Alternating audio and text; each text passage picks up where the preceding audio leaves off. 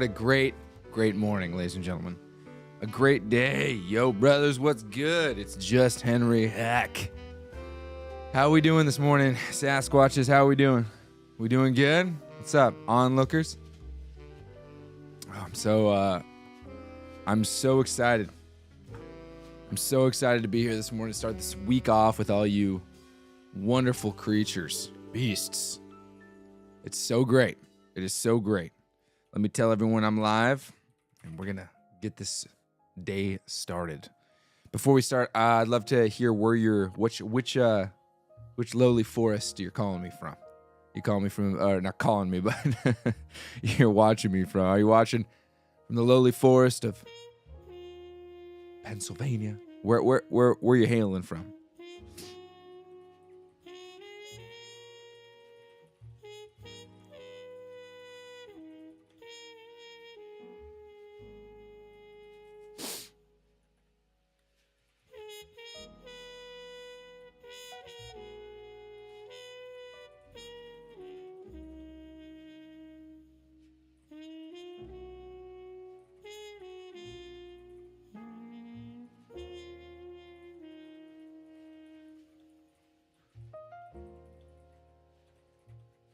All right.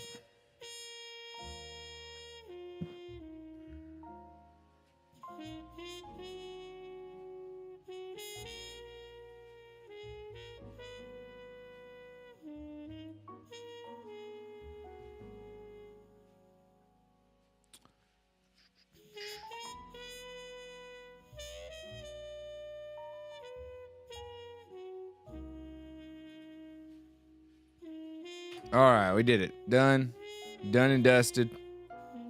Doing the thing. Posting it on every single Discord I'm in. And I need you to do the same. Every Discord you're in, share this stream. Let's get to that fateful, wonderful. Ooh, we're going to get a frame drop here. Wait, it's going to drop in frames. Plug in a second monitor. It's going to drop for a second. You're going to freeze. All right, there we go. Now we're back. Where you guys from? Houston, South Australia, Rhode Island, Wisconsin, Mississippi, but headed to Sequoia National Park for the rest of the week tomorrow. Oh, nice to go back home. I see. Puerto Rico, St. Louis, another Ohioan here. What's up, Mr. Smith? Gonna be vacationing to the Philippines later this Saturday. I feel like I'm in an interrogation with these questions and music. Yeah, dude. Well, welcome in, ladies and gentlemen. It is your Monday Sasquatch meetup. Your Monday Sasquatch Society meetup. Oh, man. Had a great weekend. I hope you did too. I wanted to chit-chat around modern gaming versus retro gaming a little bit. Maybe get into some gaming ourselves. But before that, we should probably take a sip of coffee together. Enjoy that. I've already had a little tiny itty bitty Nespresso. I decided I wanted a little Nespresso, okay? Back off. I want an espresso. But cheers to you. And of course, as always, drinking some Bones coffee this morning. A little bit of that flavored coffee. Delicious, yummy, and somewhat embarrassing, but still good. I'm almost out at this point. But dude, last night, enjoyed Mother's Day with the family. Hopefully, some of you guys did something special, too, for your wives. And I, for the first time ever, made a pot roast. Okay? Yeah, a pot roast. At this point, Bones should be paying you. Yeah, but they're not. And that's fine. So made a pot roast, and let me just tell you, I just destroyed, dude. It was phenomenal. Okay? Phenomenal.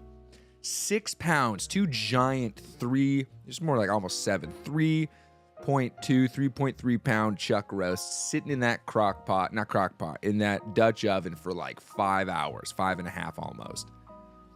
With some onions and garlic and wine. Dude, it was unreal, okay? Unreal.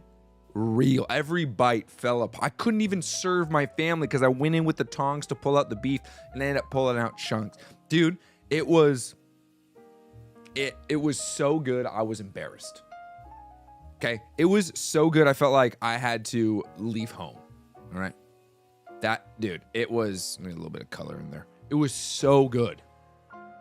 Anyway, made that pot roast, and I think I'm going to have pot roast every Sunday now because of how easy it was. I mean, this Chuck's, dude, it was like $50 for 2 giant, massive chuck roast. Oh, it was so good. Thermal, what's up, brother? How you doing, man? How's it going? How's it going? Welcome in. Welcome in. Appreciate you stopping by and spending a few of your measly minutes with us this morning. I've got me some games that I'm prioritizing for the next month on Nintendo Switch alongside my vacation, Crash Bandicoot Insane Trilogy, and Super Mario Galaxy right from the start. Dude, you're ripping into it, man. Good on you. Good morning, everyone. What's up, Taco Loco? What's up? Welcome in.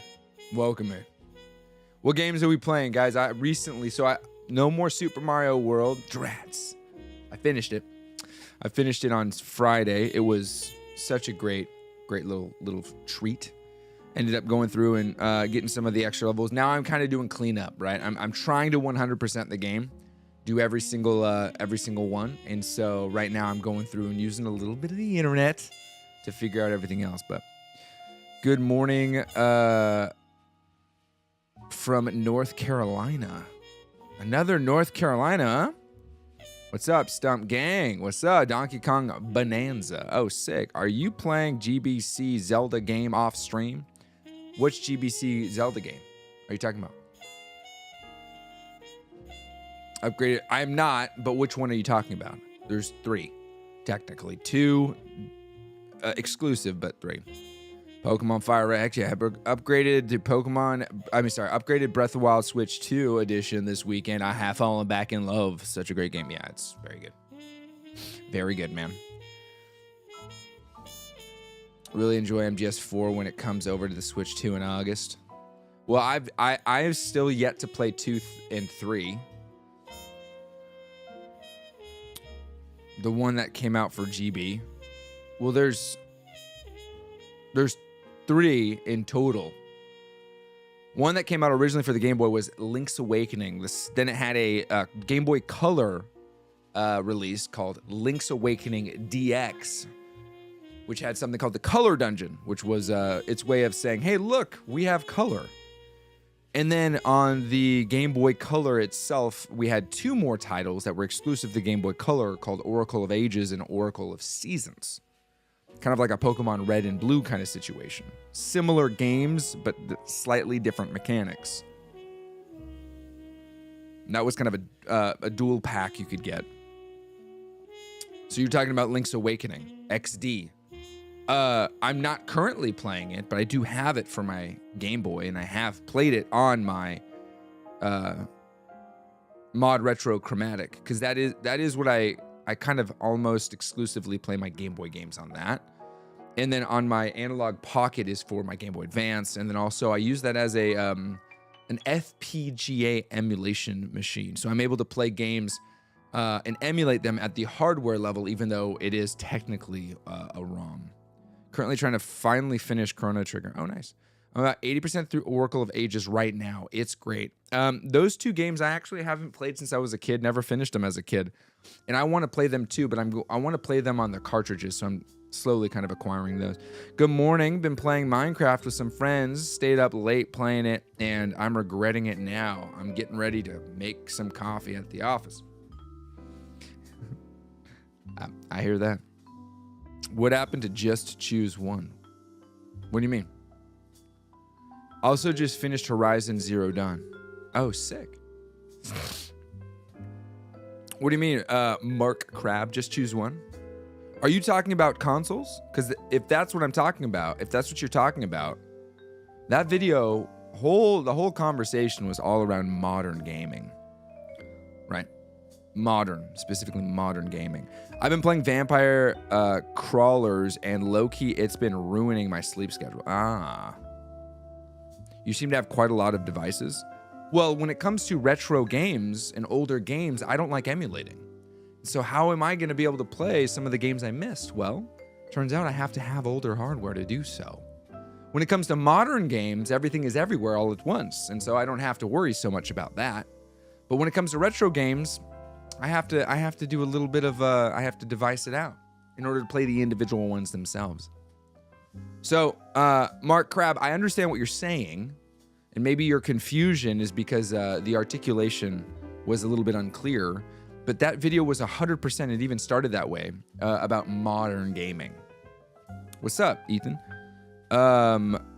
Just got to the Tower of Time in Messenger. Difficulty just took a bump. Yes. Yes. The choice got bigger, technology progressed, same with games. Messenger's very good.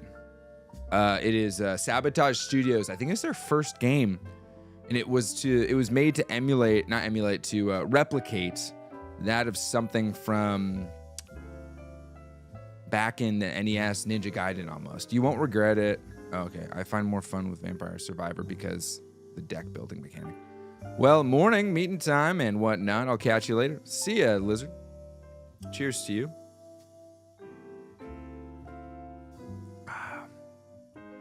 All of our newcomers and new viewers, welcome to Analog Den Live. Conversations around video games, and then, of course, go and play some video games for a few hours to start your morning right. Try to take it a little bit of a more level-headed, relaxing approach, not trying to make anyone too upset about anything. We talk about controversial subjects, yeah, like retro gaming and modern gaming and different things like that. Sometimes we get into more deeper stuff like life and faith. But more importantly, this is a stream that I do because I enjoy having conversations with you guys, and I really like streaming. And so if you'd like to support the stream, my ask is very, very simple. Watch for as long as you can. Share it with one person, maybe two, even a Discord community for extra bonus points. And those bonus points are tallied up by yourself, and you would give them to yourself. And hit the like button. If you want to take it a step further, you can become a Sasquatch. And becoming a Sasquatch for $4.99, I get $3.49 of that. And it helps support me make a living doing this. Right? Full transparency there. We're sitting at about 71 Sasquatches, and the goal is to have 1,000. So, that being said, because as always, I want to be able to offer to have this be the primary way that our family makes an income. Did I lose my...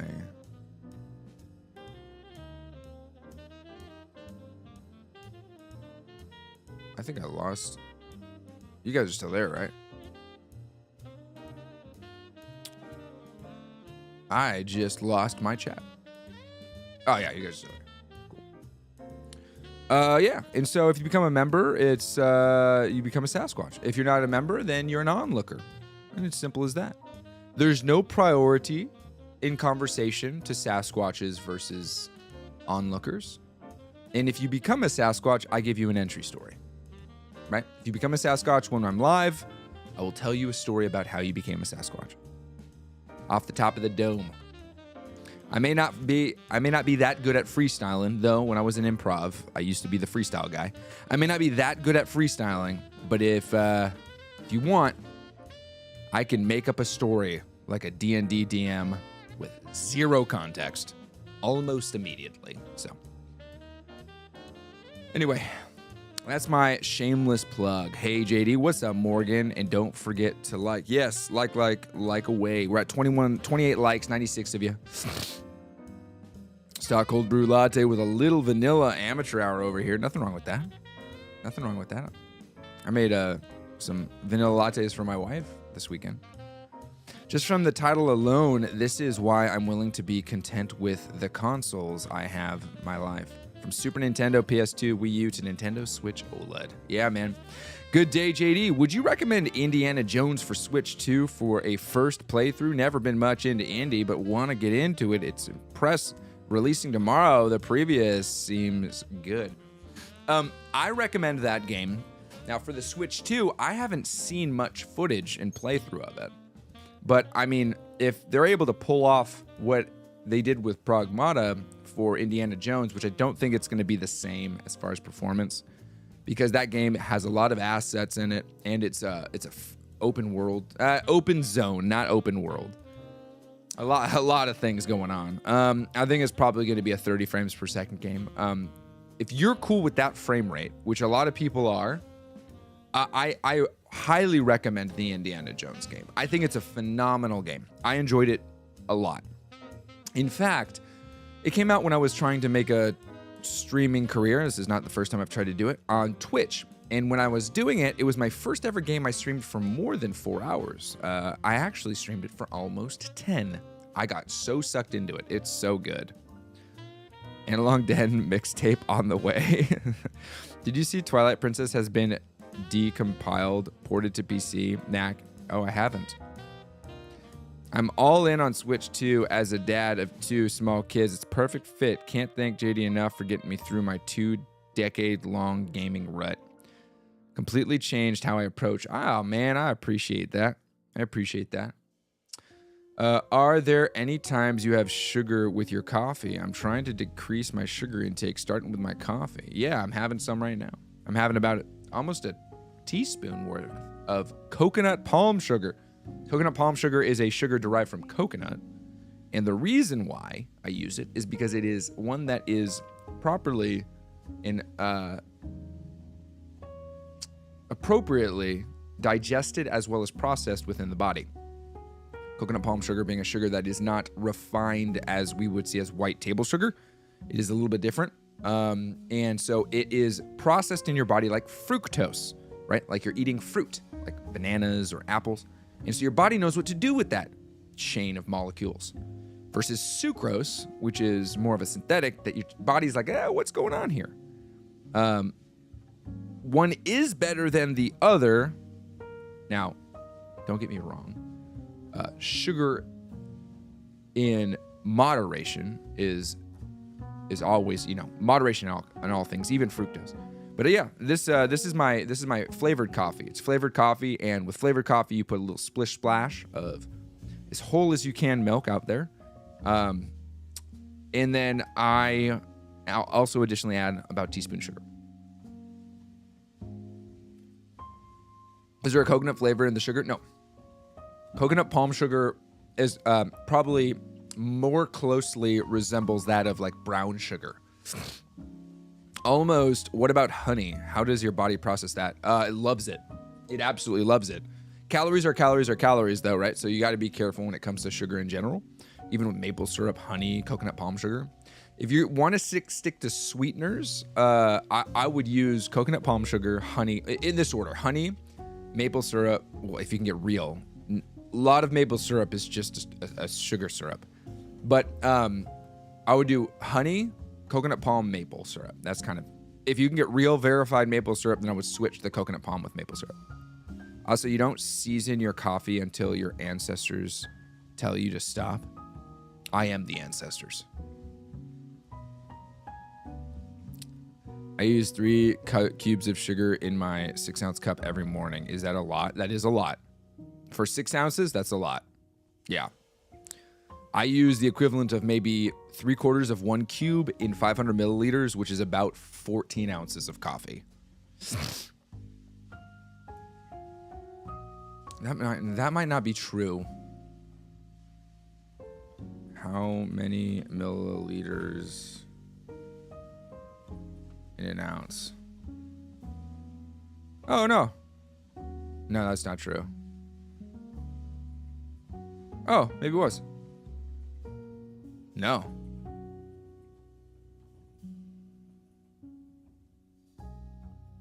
About 16 ounces of coffee.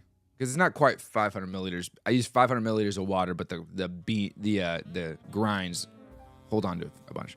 Your channel and Retro Bird are the most wholesome parts of YouTube. Oh, thanks, dude. When it comes to video games, especially with the videos being mostly helpful and how to treat my gaming hobby healthier. Retro Bird, I'll have to check them out. Okay, I'm trying to get to the point where it's just coffee. It's really hard. Dude, here's the deal. If you like a little splish of milk and a little drop of sugar in your coffee, do it. That's fine. Moderation's everything, right? I'm not going to sit here and be like, you got to drink. Here's the deal. You come over to my house, Morgan, and I'll make you a cup of coffee that won't need milk and sugar. But for most people, they don't have the tools or even the beans to enjoy a cup and be like, this doesn't need any additional things, right? So, I mean, it's fine. It's fine. Maybe you just don't like coffee. That's not true. That's not true at all. A lot of people haven't tasted coffee that is good, right? They're used to Starbucks coffee. They're used to, some of these normal coffee house coffees that are just really, really, really dark for the sake of dark. There's nothing wrong with that. I'm not going to sit here and shame you for it. JD, give us a statistical and financial analysis of sugar in coffee, please. Statistical? What do you mean? I like the joke. I like what you're trying to get at here, and I want to run with it, but I don't know how to statistically talk about it. I want to get a pour over set up and start trying the fancy stuff. Start with AeroPress. Don't start with pour over. Pour over is great and fun and awesome. But start with AeroPress. AeroPress is versatile, completely doable, and very much so approachable. Also, far less expensive because you don't need to have a gooseneck pitcher in order to do it. Just an AeroPress and a scale and a good grinder. Do you drink decaffeinated? Not really. Coffee and sugar is better than energy drinks. Enjoy that coffee. It's true. There's always going to be something. It's also better than heroin. You know what I mean? JD is how I got my AeroPress, and I haven't regretted it once. Heck yeah, dude. Best black cup of coffee I ever had was Tanzanian Peaberry from an AeroPress. Tanzanian Peaberry. Man. I feel like it's a lot of words and a lot of letters. I've had that before too. Do any espresso machine? I'm sorry. Try that again. I feel like we're missing some words in context. I love my AeroPress. It's easy to use and tastes great. Yes, coffee is better than heroin.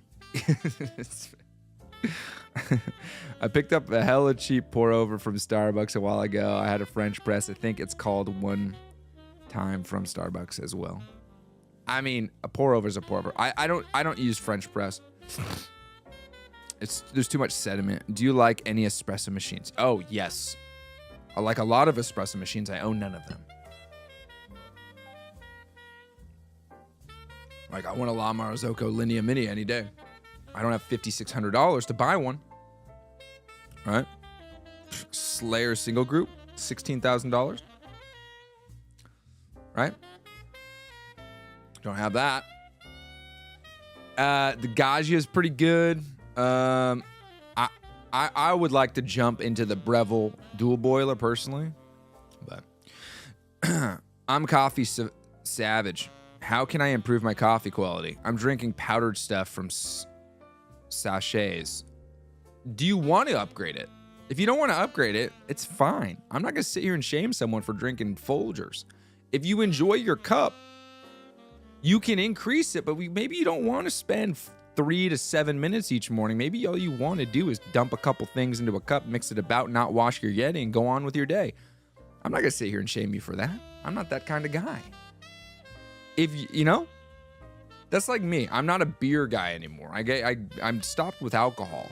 So someone's going to be like, oh, you don't even drink alcohol, dude? Give me a break. You haven't tried this beer with this burger? No, dude, I don't care. Leave me alone. I don't want to. I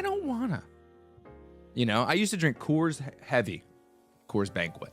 And people would be like, oh, dude, you got to drink a better beer than that. Why? I enjoyed it. I loved it. I'd get a 24 rack of Coors Banquet, keep it in the house for about a month and a half because I didn't drink often. And I crack one of them suckers open and enjoy every sip. Right? Someone's like, you need to try better beer. Well, who cares? Have you finished Donkey Kong Bonanza? If so, what did you think? I haven't. The game felt really repetitive in nature. I wanted to love it very much, but as far as Donkey Kong is concerned, I feel like his games are a lot better in the 2D format. At some point, I might go back to it. I want to like it. I really do. Personally, the best levels of that were the challenge levels when you got to play 2D. I'm a 2D guy. I think Donkey Kong Country 1, 2, and 3, Donkey Kong Land 1, 2, and 3 are some of the greatest Donkey Kong games of all time. Tropic Freeze, Donkey Kong Country Returns HD 2D Remix, 3D and a half, whatever they call it. Very, very good. Bonanza was fine, but I just didn't like the smash everything, move around in a 3D format, turn into a bunch of different things. It's just like, it was great, but that kind of business belongs to my plumber, right? But as far as my homie, he's just 2D format. 2D Bonanza is one of the greatest endings to a Nintendo game ever. Oh, obviously, that's going to be subjective. My thoughts exactly. Donkey Kong Country is my preferred. Yeah, there's nothing wrong with the game. I'm not saying it's bad. It's just it didn't tickle me like I wanted it to. It was cute. I played it. My daughter sat on my lap while I was playing it. And there was a little bit of Paulina jumping around. My son loves Donkey Kong and his big oaf-like, but it's just, it wasn't for me. Been drinking coffee since 15 when I got my first job. A splash of Irish or French in my Colombian is good enough for me. Splash of Irish or French. Not sure I follow. I feel the same about Mario, Metroid, better in 2D. I don't know. Mario has some good 3D platformers. I mean, Mario Galaxy was a spectacular game. Super Mario Odyssey, incredible as well. I enjoyed that one quite a bit. Mario 64, revolutionary. I think Mario deserves the 2. Metroid, I want to like that franchise because I want to belong, but I just don't. Creamer, okay. You get off the creamers. Everybody who's drinking coffee with creamers, get off the creamers. Use milk like a normal average Sasquatch, okay? Don't drink creamers. The chemical and stuff, just don't do that. And this isn't me shaming you. I don't care. You like a little French vanilla? Make your own vanilla syrup. It's not that hard to do. Boil water, mix it with some good natural sugar, a 1-to-1 ratio, make that syrup up, and then take a vanilla bean and scrape out the insides of a vanilla bean, put that inside that, and boil it for a little while, and then pull the vanilla bean out, but leave the little time. That's it. Make your own vanilla syrup and don't drink creamers. And then use normal cream if you want, or you can use whole milk. I like whole milk. Because I like a little bit more liquid. Dude, vanilla syrup's so easy to make. Literally, it's so easy. Go buy 3 or 4 good vanilla bean things. Boil some water with it in there. Once it's boiling, add in sugar, 1-to-1 ratio. And then take out the bean and scrape the insides. And then put the inside, the beans inside, right? Just scrape that and put that back into the thing. And then let that sit for a while and steep. And you got yourself, let it come down to room temperature. Take the bean, take the sticks out, the vanilla sticks. There's your vanilla syrup. It's so easy. Literally anyone can make it. And it lasts for a long time in the refrigerator as long as you keep it refrigerated afterwards. I'm lactose intolerant, can't drink whole milk. Can you drink cream? So if you're completely lactose intolerant, you're probably not one of the people who puts cream in their coffee. You probably drink alternative milks. Wouldn't recommend that. If that's all you can do, then that's all you can do. Mario works great regardless of whichever of the 2 dimensions. Well, it depends. It depends. Almond or oat, but try honey. Almond. Yeah, I mean, alternative milks or whatever. Can you drink lactose-free milk? That exists now because we live in a time where they can just take out everything. Being lactose would make me so very sad. There's ways of getting around it. I like coconut sugar. That's what I use. I use coconut sugar.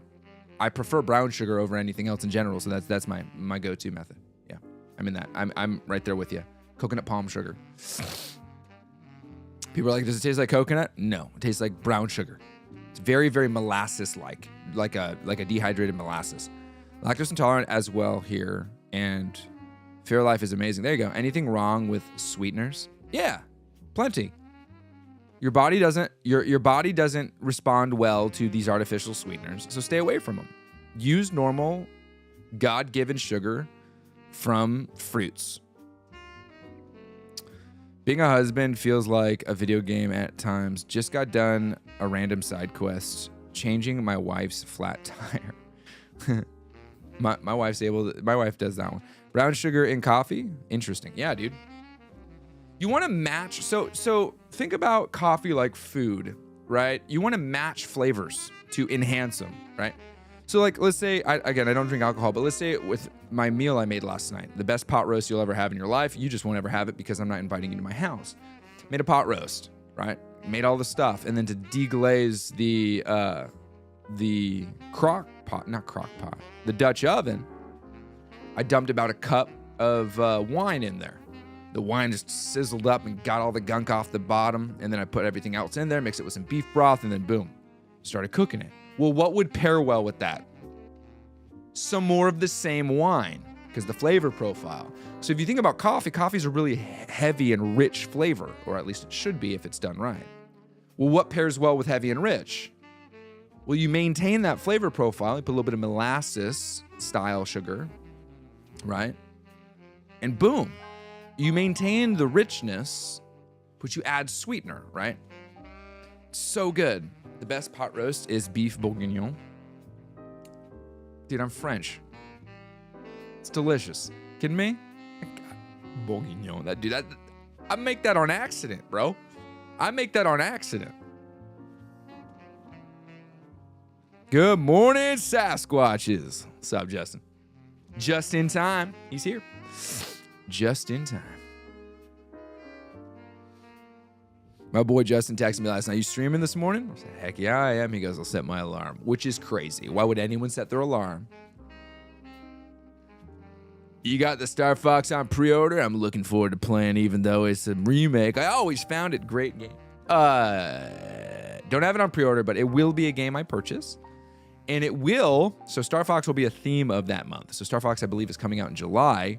Star Fox Original, so the 64, will be the game of the month, with the Star Fox remake being the bonus game. When is the next Brosy coming out? Thursday. Thursday is the next Brosy. Guys, what would you guys feel? How would you guys feel? I'm curious. If this channel turned into live stream and Brosy, and the video essays that I make just got kind of gobbled into Brosy. It's my dream, dude. Brosy, Brosy when it came out and was a hit, dude. I was not expecting it to be such a great, awesome hit. People really enjoyed Brosy. And I was like, man, that makes me happy. I loved it.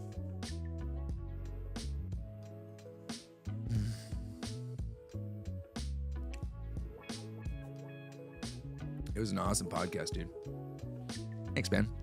I love podcasting. Star Fox was probably one of my first real introductions to the idea of sci-fi as a kid. I'd miss the video essays. Well, they're still happening. One video essay on Tuesday and one Brosy on Thursday. You guys have a work week with me.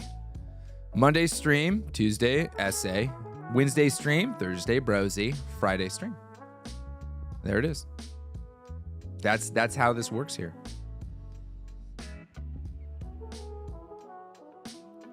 I like longer form content. 45 to 3 hours is the best length. I do too. I think you put more effort into the writing and conversation of the podcast than the filming and editing would be a positive thing. Mine too, along with playing Star Wars Episode 1 Racer. Yeah, it's good.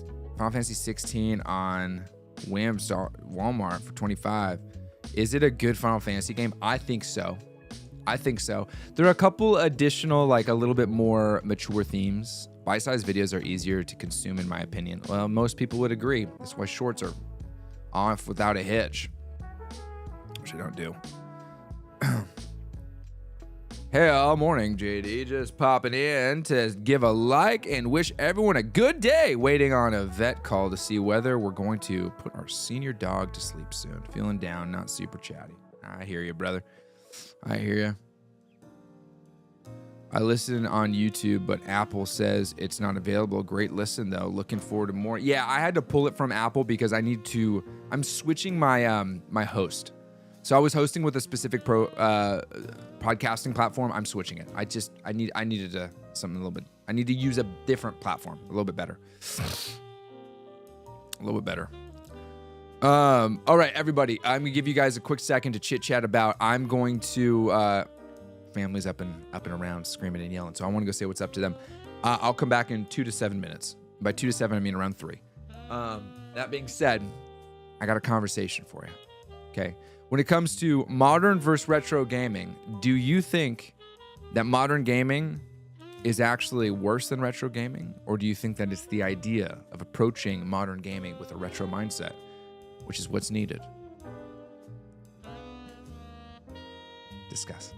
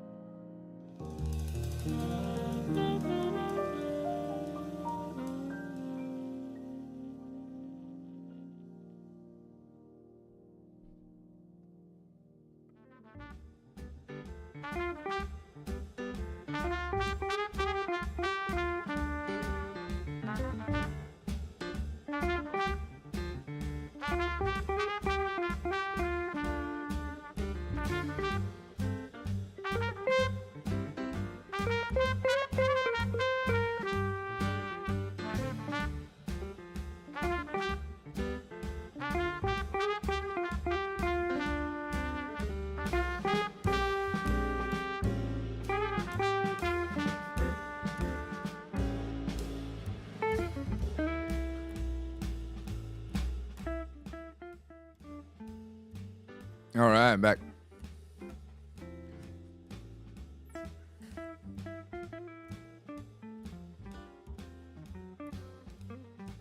little bit of sourdough.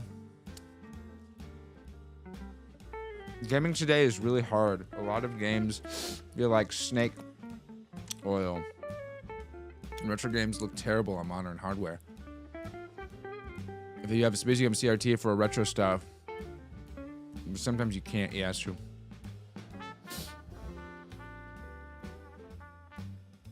Modern games feel... What's up, Santori? Wait a second. Wait a second.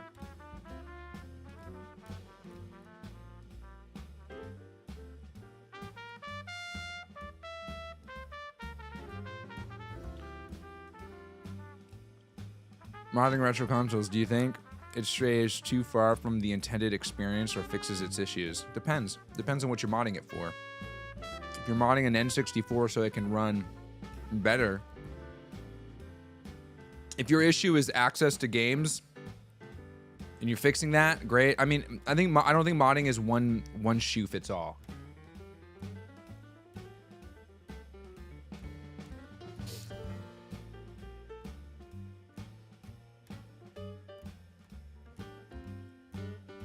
I think modern games have just not been curated yet. We also know the best from NES, Super Nintendo, PlayStation, but not for today. It's like social media. You're comparing everyday play to a highlight. I don't know if that's true, though. I don't know if that's true. I think as a whole, modern gaming has a formula that they all feel like, right? The FOMO comes in for me with my PS5. I'm selling the PS5 on eBay, and I'm seeing games like Saros and feeling like I want to play it. You don't. You're fine. I loved Returnal, but at the end of the day, it's okay to let go. It is. Morning Sasquatches. What's up, MX? Have you heard of SIPs on GBA? No. It's a game jam game right now. Up your alley. You manage a coffee shop? That's funny. That's cool. The unofficial Twilight Princess Dusk PC port came out over the weekend. About to start a playthrough when I can. Nice. A lot of games nowadays are are made for everyone instead of the people that are fans. Yeah. That's what it comes down to. It comes down to pleasing the masses because they have to recoup the cost. We spend too much on video games and there's too many people.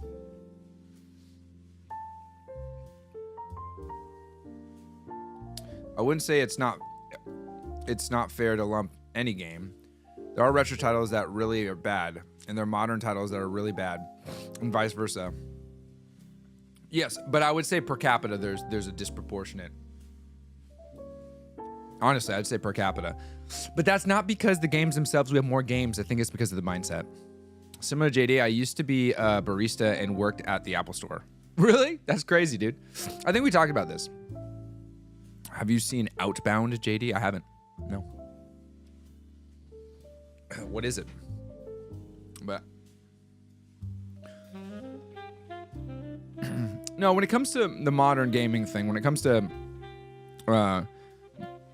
all that stuff, I think modern gaming, there's a somewhat a bit of exhaustion that I feel. The primary reason why I have so much of that feeling is because modern gaming feels like it's trying to fit into a formula, right? That formula is simple.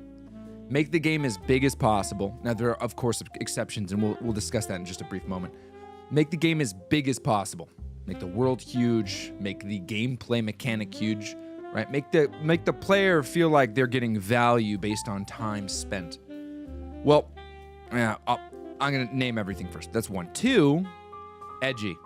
Edgy. Make the game a little bit edgy, right? Add a couple sex scenes in there because that seems to be necessary. Let's boost the foul language. Let's appeal to the older audience because apparently anyone who's past 30 years old just wants to have that content splattered throughout the game. 3, and this is the unfortunate reality, touch on at least one subject that doesn't necessarily belong in video games, but for some reason is in video games. Whether it's social issues, some sort of identity thing, throw that in there. And 4, and this one's the toughest one. The toughest one. Package it in such a fashion that makes the player feel like if they don't play it, they are not just missing out on a game, but missing out on a cultural phenomenon that is going to make them less of a contributor to their community because they don't have the knowledge of that experience. This, to me, feels like is what the modern gaming criteria is. Now, there are always outliers, but unfortunately and fortunately, exceptions don't make the rule. And if we live a life based on running all of our decisions through exceptions, then we have what happened over the past 10 years worldwide. So there are so many different aspects of this that we can undo, right? So let's first start with the open world aspect of it. How big a game needs to be, right? And I'm going to use one, for example, I haven't played, but I'm going to use one as an example. It's not good, not bad, whatever. I'm just using it as an example. Crimson Desert, a 200-plus hour. Fine, I'll use ones I have played. Final Fantasy 16, I loved that game, as well as Final Fantasy 7 Remake and Rebirth. 2 games that are massive. Now, you can play them faster. You can. But the games themselves have enough to withstand at least 60, if not up to 100 hours of gameplay if you do all of the side questing. Okay, that's a lot of game. And for someone who's like, this is the value, is there's so much game to play. Here's the problem that you end up introducing with that sort of value proposition. One, you name for me one 30-plus-year-old who has the time, who isn't, and I'll get to the DLC conversation too. Co from Co Carnage, who isn't a streamer, who has enough free time to play a game, not only for that much, but has enough of an attention span to continue through a single-player, narrative-based game that lasts between 40 and 100 hours. You tell me, right? And so using hours in-game as a metric for whether or not the game is good, I think is ridiculous. And I think it's ridiculous so much so that it also does a disservice for games that are 6 to 12 hours. Let me give you an example. Pragmata, a game that I adored. I recommend to all. I think it's a great game. But again, I'm going to be honest with you, only buy it when you're going to play it, is not that long. You can easily play it in under 10 hours. Now, someone's going to be like, a 10-hour game for $60? No, thank you. Using time as the actual dictator of whether or not a game is good is not fair. It's not fair, right? The biggest issue with using time is that it devalues experience, right? Took me a year and a half to finish Final Fantasy VII Rebirth. There it is. That scenario happened to me with Zelda, Tears of the Kingdom, and Breath of the Wild to some extent because of how time, for me, makes it impossible to experience all of what it hopes to do. That's right. Waffles versus pancakes? I don't know what you're talking about. I have the bad habit of seeing the value of how much I pay for it, compare it to how many hours I play the game. That is not, yes, it's a fallacy, right? Even back before games came modern, I was kind of gamer that had to game for months, so larger games like Tales of Symphonia were my jam. Yeah, if a game is good and short, I'll play it again. No game is too short. But now all these games coming out so often, it make it hard to focus on one game for a month. So that's another thing, volume, right? Right now, I feel like one of the bigger problems with games is that everyone's making 100-hour games that are packed full of just stuff to keep someone busy, but they're releasing them on a schedule that no one has had enough time to actually play through the game. And then since FOMO is the primary driving force of whether or not a game is worth playing, not excitement, that's the biggest thing is when you looked at games before, there was an excitement, a revel that happened. But now we live in a culture of FOMO, right? Before it was anticipatory. I can't wait to. And then when it came out, you're like, oh my gosh, I can't wait to do this. I can't wait to finally play that game. But now conversations are no longer, I can't wait to, but rather, oh my gosh, I'm missing out. And I think a lot of that has been introduced, over the past decade or so, but exponentially has increased since 2021, personally. Once the, selling out of everything was. Because FOMO is a good way to make a video because then people are salivating and chomping at the bit, doom scrolling and deep diving on the things that they're missing out on. And it's a really easy way, and I'm just telling you the psychology behind it. It's a really easy way to make some quick views on a YouTube video is to capitalize on FOMO. Just take a little take a little peek behind the curtain. How many videos before you buy or the informed consumer, both feeding your FOMO and trying to debunk your FOMO.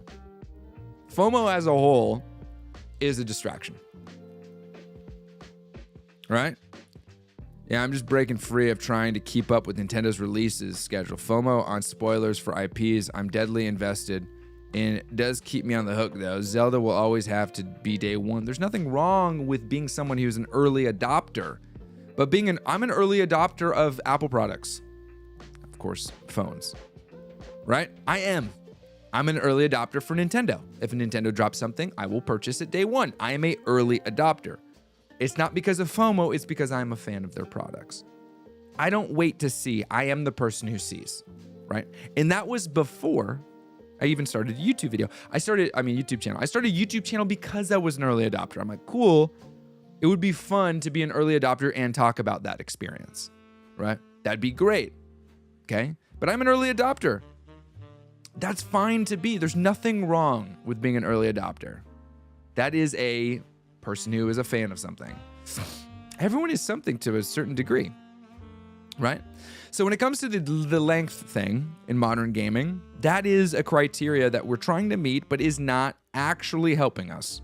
Both in the people trying to make big games and be like, hey, here's a big game. It's worth it because it's 200 hours. It's like two things. One, you're not going to play all 200 hours. And two, stop tricking yourself into thinking that a game is better because it's longer. Because if that was the case, then everyone should just play Minecraft because it's a forever game, or Fortnite because you're just never going to stop, right?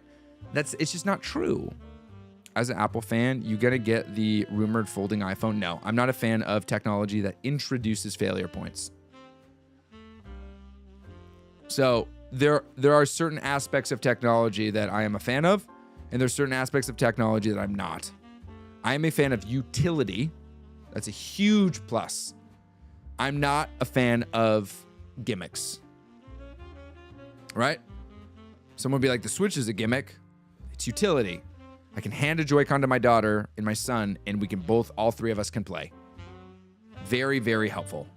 Hang on, you're onto something. We should just be playing Minecraft for real. Oh no, you heard the words I didn't say. I think 30 to 40 hours is the sweet spot. Expedition 33 felt perfect length. I'm not saying that games being longer are the problem. I'm saying that focusing on the length of the game as a value proposition is a problem. Oh, it's only 10 hours. It's not worth $60. Oh, it's 200 hours. It must be worth that time. That's not true, right? So for, 30 to 40 hours could very well be a sweet spot. 20 hours, 10, it depends on the game. Wide as an ocean, deep as a puddle. There you go. I love that. So I really like that. So I that's one. Two, let's talk about the explicit content. This is gonna be a short topic. I think that video games, movies, all sorts of media, there is zero necessity for explicit content. And the word mature and adult content being synonymous with sexual content, as well as some sort of perversion on violence and extensive and pervasive language is an unfortunate identifier. I think adult and mature content should be something that is like a game that requires a more developed life experience to actually understand, right? Let me give an example. Adult content, mature content would be, when I say that, what do you think of? When I say mature content and adult content, what do you think of? What do you think of? Immediately, I know what you think of. You guys think of inappropriate content. What would happen if the word adult or mature was synonymous with emotionally intelligent? Was synonymous with high IQ?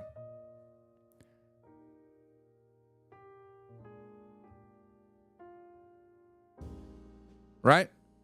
What if that's what you thought of? Right? So it was really challenging for me to have a proper vocabulary around the word, the game Pragmata, because I wanted to say the game was meant for adults. And when I say the game was meant for adults, people would be like, oh, that's weird. A game with a kid is meant for...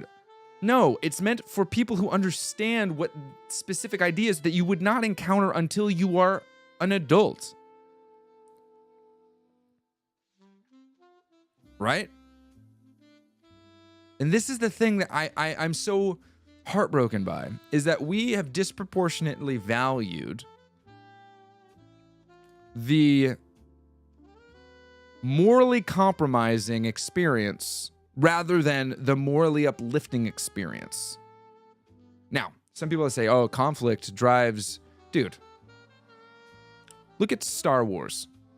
Heck, for the one person in here, look at Star Trek. Okay? Look at all that. There's actual tension. There's actual stuff. I mean, look, even good movies. There's actual tension, and it doesn't require the cheap tricks and cheap thrills of sexual content, pervasive language, as well as the ridiculous and, for some reason, obsession with good people doing bad things to get the job done. I don't understand that obsession. I don't get it. Even modern Star Trek sucks. I haven't watched Star Trek ever.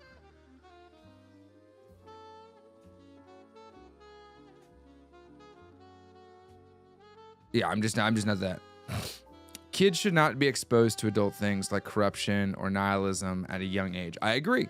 I absolutely agree. And I would suggest even further that we as adults don't need to be participating in that kind of thing because it forms our minds, right? Here's the deal.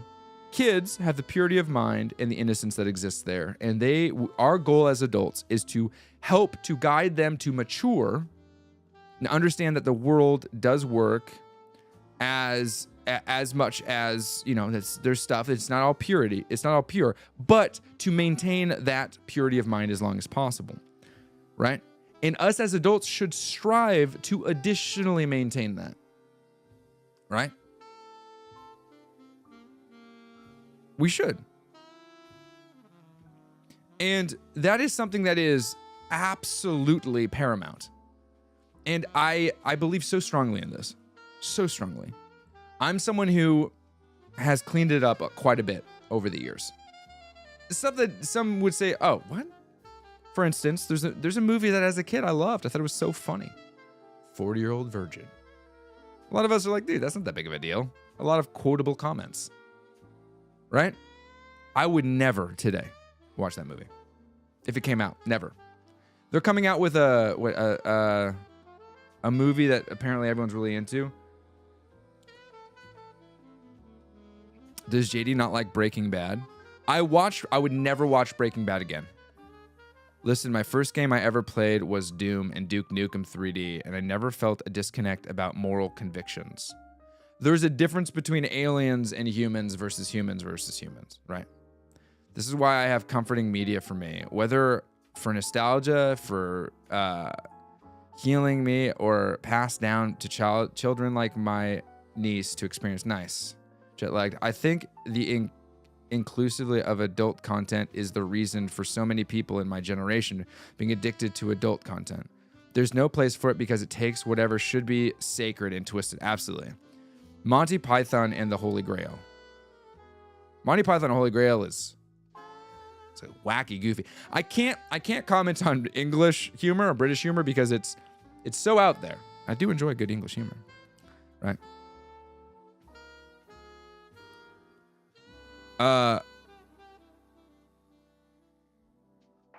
This is what happens. Andy, I'm just going to say it right now. There's a reason why I'm not reading your chats. You're actually wrong in this one, buddy. Okay? Let's just move on. Late to the party. Good morning, everyone. I love British humor. Me too. My jokes haven't changed. I know. And that's why I don't read your chat. But the real world isn't innocent, JD. It's a pretty messed up place. Yeah, but then why are we striving to completely douse ourselves in that messed upness in our free time? If we have to, as humans, right, as Sasquatches, some of us greater than others, if we have to, as Sasquatches, interact with this depravity on a regular basis, why would we willingly choose to interact with it outside of that? That's the question I have for you, chat. If we see it as depravity and as problems, why are we choosing to in our free time? I think it's ridiculous. I think it feeds into a part of us that we shouldn't be feeding. And I think that it only leads to I don't think anyone benefits. You're not a better person because you watched Game of Thrones. You're not a better person because you played Grand Theft Auto. And you're not a better person because you decided that you watched all of the scenes in Baldur's Gate 3. No one's better. I would suggest you're actually in a worse off spot. Hot take. I would suggest that. Well, JD, you're not a better person for playing Pokemon. I disagree. I would disagree.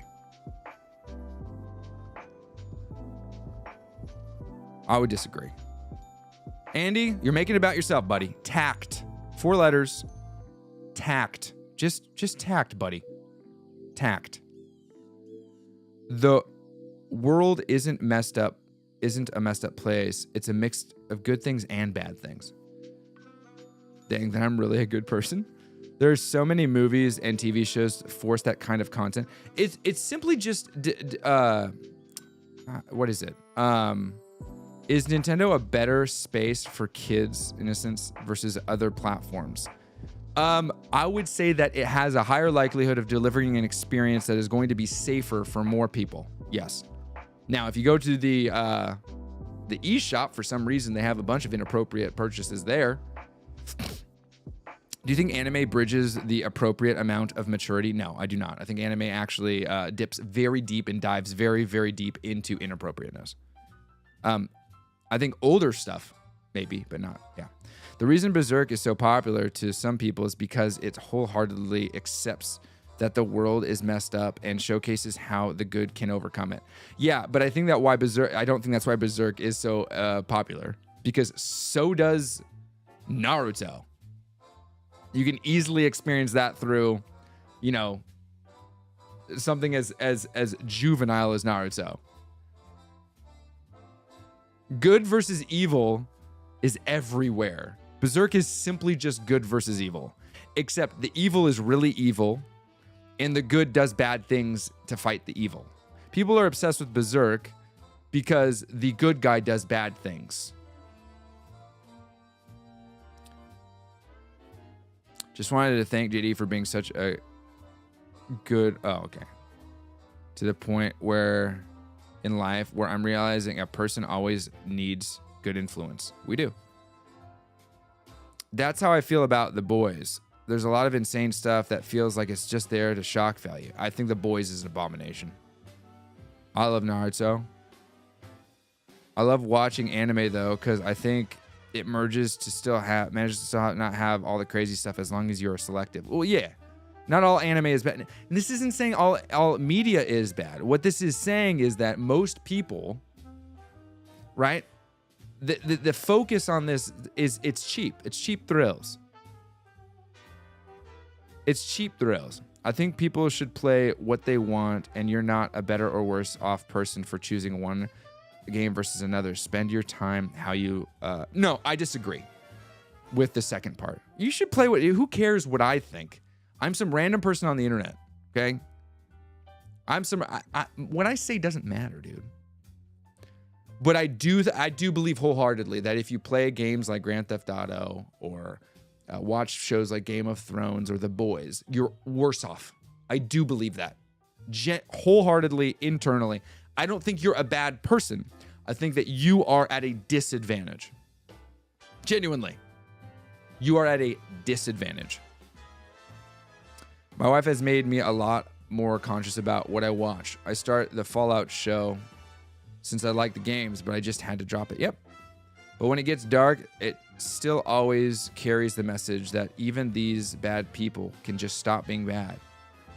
I respect the conviction, JD. Even I don't fully agree. I'd never try to push something on to someone else if it goes against their beliefs. What is the disadvantage? The disadvantage is filling your mind with nonsense and gruesome content that desensitizes you and thus renders you useless when it comes to actually being able to empathize and be sensitive towards people and their experiences. I believe that wholeheartedly, 100%. 100%. Desensitization creates a lack of empathy. Just look at people who are veterans, right? Someone who's been to war, there's a desensitization. Look at firefighters. My buddy's dad's a firefighter, and he will wholeheartedly tell you that he is completely desensitized to many things. In fact, him and his buddies joke about it because that's how they get through it. That's how they have to. It's traumatic. People, right? Empathy is what you lose when you're desensitized. I'm not saying that someone who is desensitized can't be empathetic, but it is the first thing to go naturally. Desensitization creates a lack of empathy. Games that have explicit content often comment on why certain things are bad. Isn't that a good thing? No, because it's not necessary to understand that forcing oneself on somebody is bad, so you have to watch it happen in order to learn it's bad. You know it's bad. It's probably not something you have to experience through media. I try pushing God onto my non-believer friends, and they're drowning in devil juice. Okay, well, what? I agree with a lot of your takes. It's unfortunate that your take is the minority today. Yeah, I mean, no one likes to hear it. Let me take that back. I'm not gonna say it that way. It is not a popular one because it is not one that sells. But I'm not someone who sells things. I didn't need Call of Duty to tell me that the no Russian mission was bad. The conversation is why I stick to happy and positive content. Good stuff and good stuff out. Yep. Listen to Insane Clown Posse when I was younger. Absurd stuff. The Joker cards gave me a strange perspective on the world. Jesus sat with sinners. He didn't sin with them. That is true. That is absolutely true. Interesting question on desensitization. What's more harmful? COD, where killing is meaningless and instant, or Gears, which shows pain and suffering that violence has consequences? What's more harmful? I think, well, first off, COD is realistic and Gears of War isn't. Gears of War's aliens. So there's a big, huge disconnect. You're not seeing yourself in the alien, right? So there's a big difference. I would say I can't play. I have the new Battlefield. I can't play it because it's killing other people. It makes me feel uncomfortable. Like, genuinely makes me feel uncomfortable. But I find myself more as I get older. Call of Duty similar. I just don't. It makes me uncomfortable. Have you ever played Kid Icarus Uprising on the Game Boy? Like, the new Superman are so important. It acknowledges the darkness and violence, but inspires you to rise above it. That's right. My favorite line from the new Superman. I don't like Superman. If you know this about me, I think that new Superman is. I think that Superman's second most boring superhero out there. But the new Superman actually got me into Superman, which is crazy. But I find him to be absurdly boring. And Henry Cavill is one of my favorite actors, and I still find it to be absurdly boring. So, Superman, the new Superman, my favorite line is when he's doing his monologue to Lex Luthor, and he basically is just saying, I don't know if I'm doing a good job, but isn't that just what being human is? Like, I don't know the exact terms, but we said, I'm doing the best I can. And that's what being a human's like. I love that. I love that because what he's embodying is that he's trying to do the best he can. Trying. And that is what is so spectacular, right? Yeah, Superman's the second most boring superhero out there. Number one is unequivocally Spider-Man. Every version of him. That monologue is incredible. It is. Totally respect your choice to consume whatever content you want. But I think telling people they're better or worse is a bit much. It shouldn't matter if it doesn't matter. Either what I'm saying is true, right? Either what I'm saying is true and it's actually consequential, or what I'm saying doesn't matter. And then therefore what I'm saying is non-consequential. Don't come for Peter like that. I just find him to be boring. A small piece of me just died with that Spider-Man comment. Wild take. See, and I can play games like COD and Battlefield because it isn't necessarily glorified killing. No one likes being told that their addiction is... I'm not going to go that far. I don't see it as addiction. I do agree. Superman is boring. At least for the movies I've seen, he's got cool powers, but his character's just boring. It is. But Lex wasn't evil. He was trying to not have humanity become beholden to a global prison. There's a bit of nuance there. Well, you can take it as far as you want to. Spider-Man and Miles Morales games were truly excellent in my opinion. I genuinely wish I liked Spider-Man to enjoy them. JD, not liking Spider-Man is actually the most controversial thing that he said. I'm not a 12-year-old kid looking at a high schooler hoping to be him one day. The 37-year-old man. Why would I look to a high schooler? Miles Morales is a better Spider-Man. If I had to choose one, it'd be Tobey Maguire. If I had to. Miles Morales, he's a PlayStation character.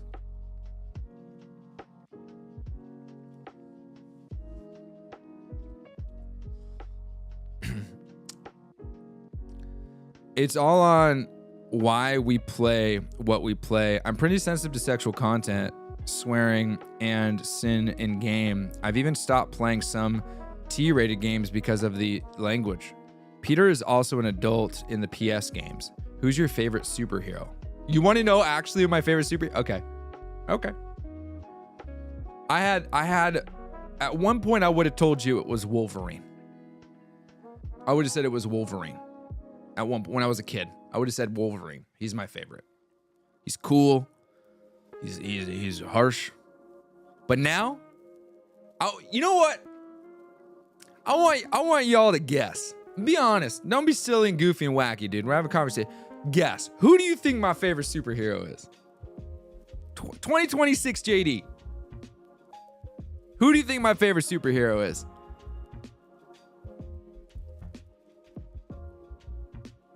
Jesus? No. Come on. No.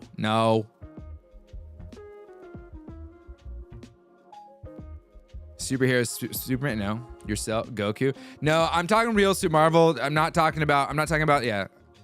Wolverine, Goku. Yeah, Goku. Yeah, it's funny. No, not Jesus. Star-Lord. It's Star-Lord. My favorite superhero is Star-Lord. It's not Iron Man. It's not Batman. It's Star-Lord. He's my absolute favorite superhero. The Flash? No. Deadpool? No. It's Star-Lord. Yep. Why? Because Star-Lord, imagine JD hates Deadpool. No. I thought the Deadpool versus Wolverine movie was very funny. I wouldn't watch it again. It was too much. I thought it was very funny though. But it's something where, that's one of the movies where it's so over the top that it's one where it's like, man, I did enjoy it, but I'm purposefully not going to go through that again because I don't think it's beneficial to me. Star-Lord is my favorite. What's up, Vladdy? because he is just, well, I mean, he's celestial to a certain degree. He is just a guy who is trying to figure it out. He is just a guy trying to figure it out. He's not trying to save the world. He's just trying to figure it out. And then all of a sudden, he's like, oh gosh, I have to save the galaxy. How are we going to do this? And he is someone who is falling into success. What's your favorite Guardians of the Galaxy movie of the trilogy? Would probably be the first one, to be honest. Star-Lord is Han Solo coded, so totally makes sense. JD, do you have a Crunchyroll membership? What do you recommend for anime watching in 2026? I have a Crunchyroll membership, and I'm literally just watching Dragon Ball Z, the original. So I have none for you. Solo Leveling's pretty good, I think. I watched that. That's actually pretty good. Have you seen the finale of Maul? I have. And we're not going to talk about it because some people in here haven't. Jumanji, a 90s kid movie, feels more comforting to watch than what we see in most modern movies. I agree. I've heard Free Reign is good too. I liked Maul Shadow Lord. I enjoyed it. I think it was well done. So that's the second part of this is the adult content and how I think it's ridiculous, it's pervasive, and it actually makes you, it desensitizes you. Does it make you a bad person? No, I'm not saying it makes you a bad person. You play Grand Theft Auto 6, I'm not going to say you're a bad person. But what I am saying is someone who plays Grand Theft Auto 6, who plays Baldur's Gate 3, Cyberpunk, any of these things, I don't think that you're a bad person, but I think you're doing your brain a disservice. Genuinely think you're doing your brain a disservice. Okay? Then that's where I stand. Either I'm right, and that's a big deal, or I'm not right, and it doesn't matter. If you're offended by that, to a certain degree, I don't know which camp I would then technically be in, right? Because if I'm off base, it shouldn't matter. It's like me telling you, oh, the earth is flat. You'd be like, are you kidding me, dude? Give me a break. Right? You'd be like, come on. Because you know it's not true. So either I'm right or I'm not right, right? Either way, it doesn't matter. I'm just some random dude on the internet who has a few hours show in the morning, okay? I can't wait to play GTA 6. I used to live in Florida, and man, I can't wait to go visit so many places to see if they somewhat similar to what I know. All right. I think Baldur's Gate 3 is a little different in my opinion because while there's stuff in the game, it's like D&D. Does Baldur's Gate have some serious stuff going on? Oh, yeah. Oh, yeah. Respect your take, man. You make some points. I just disagree. That's totally fine, right? That's totally fine. I think that one of the bigger problems with society right now is that we strive to desensitize. And in our off time, we choose to engage in content that we otherwise would not want to engage in real life. What do you think of the UFO files Trump released? I have no interest at all. At all. Probably one of the least interesting topics to ever exist is that. I don't usually gravitate towards games like that myself, but occasionally will play one. I just choose not to. And maybe it matters to some, but back to everyone lives are at a different point. Me being a father of small children, I don't want that influence of games like that in my life. Same. I think please don't get offended, people. Honestly, don't get offended. I think it's a life stage thing. I'm going to refrain from using the word maturity because that's going to piss someone off. I think it's a life stage thing. As you enter into new life stages, aspects of your life, you realize maybe this isn't something I want a part of my life anymore. I'm not going to identify what that life stage is. I'm not going to say it's because you're the dad, kid. I don't. Some people choose to enter into life stages at different points. Right? I believe it is life stage. And personally, I'm at a life stage where purity of mind is forefront because I don't want anything to enter and stay there and ruminate. I have too many things I have to do where the decisions I make are very, very big. Right? My kid keeps on playing. What game are you planning on playing today?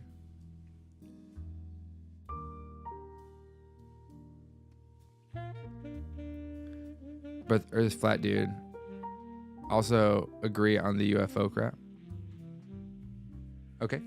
This right here is what I strive to do. Even my therapist recommends being off of dealing with some of these nihilistic things, being how they take center stage. They do. I agree with most of it. Stories are supposed to teach us about our own humanity. When the content becomes more enjoyable than the meaning, it loses its value. I don't know. I mean, Mario doesn't teach us about humanity, and I think it's great. It turns 50 next month. I'm turning 50 next month. Everybody, for me these days, is about keeping the noise to a minimum. That's what it's about. No, the earth is not flat. Respect for life is what I'm teaching my kids, and if a game desensitizes them from that, I won't allow it. Why I took away Roblox, I could start seeing, the shift, yep. I agree, but the content needs to touch on life, not being a selling point because sex sells. It's Stellar Blade versus No Country for Old Men. What age did you introduce video games to your kiddos? My daughter, I guess both of them too. Jack is actually less interested than my daughter, but she's older. And by introduce, literally, I gave them the option to play a game if they would like. If I'm being honest, Mario is 100% about the content. It has no value other than being really super fun. Yeah. So that's the adult thing. And last is in the modern versus retro conversation. So modern gaming feeling exhausting. Last is that the game itself feels like no matter which way you slice it, you get the game and it doesn't feel like it was done. And so you're just in this perpetual state of like, hey, did I really just, you're questioning yourself. Is it finished? Am I going to have to buy more? And this is the part with modern gaming that I'm frustrated about. Genuinely, that's a big thing. And why Pragmata for me was a huge deal because it's finished. All the extra content, once you beat it, it unlocks more of the game. Why a game like Sea of Stars is great. They free updates with new campaign stuff too, with new main story stuff. Expedition 33, one and done. Even Tears of the Kingdom was one and done. They didn't add stuff. Sure, the upgrade pack, whatever. That's its own thing. But there's no DLC. The game is done. Breath of the Wild wasn't that way, right? And so this is the biggest thing is like those three in combination is like that's the modern gaming issue. And what we see is we're seeing these outliers that are not doing it, and they are the ones that are succeeding. That's the thing. Game of the year last year. What was it? Go ahead. What was the game of the year last year?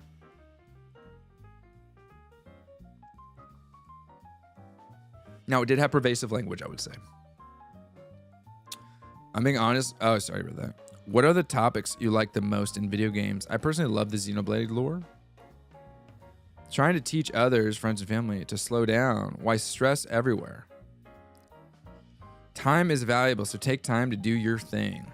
I have chronic illness, so taking things slow is needed. Yeah. Breath of the Wild expansion pack in my was it was good. But I shouldn't be an excuse to launch incomplete games. I don't think that just digital games are the reason why they're incomplete. I think there's a lot of reasons. Some of them would be deemed nefarious, and others would just be, the way that games. I don't mind it. Splatoon constantly evolving is fun. Yeah, I agree. Sexual content has to be meaningful and very vague. I don't think it's necessary at all. I don't think sexual content is necessary. And I think actually I would go as far to say that zero sexual content in media would actually be a net positive. Boom, I said it.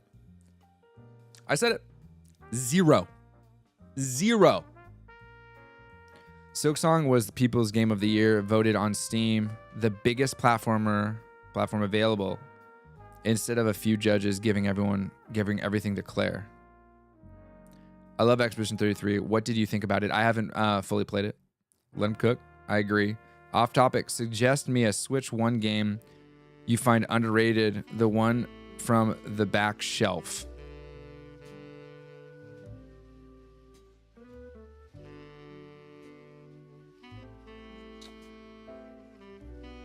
Yoshi's Crafted World.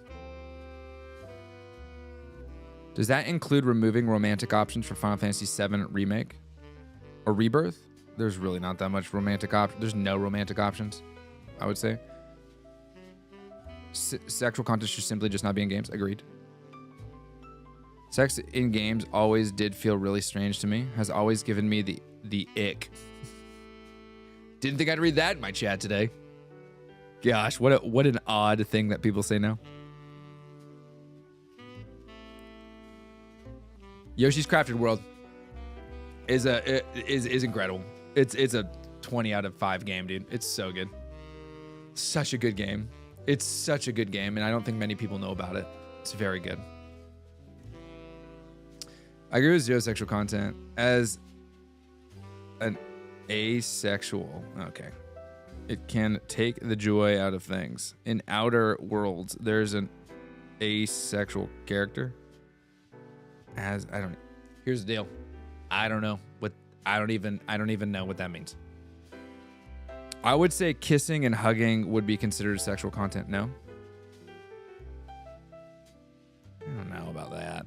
I don't know about that.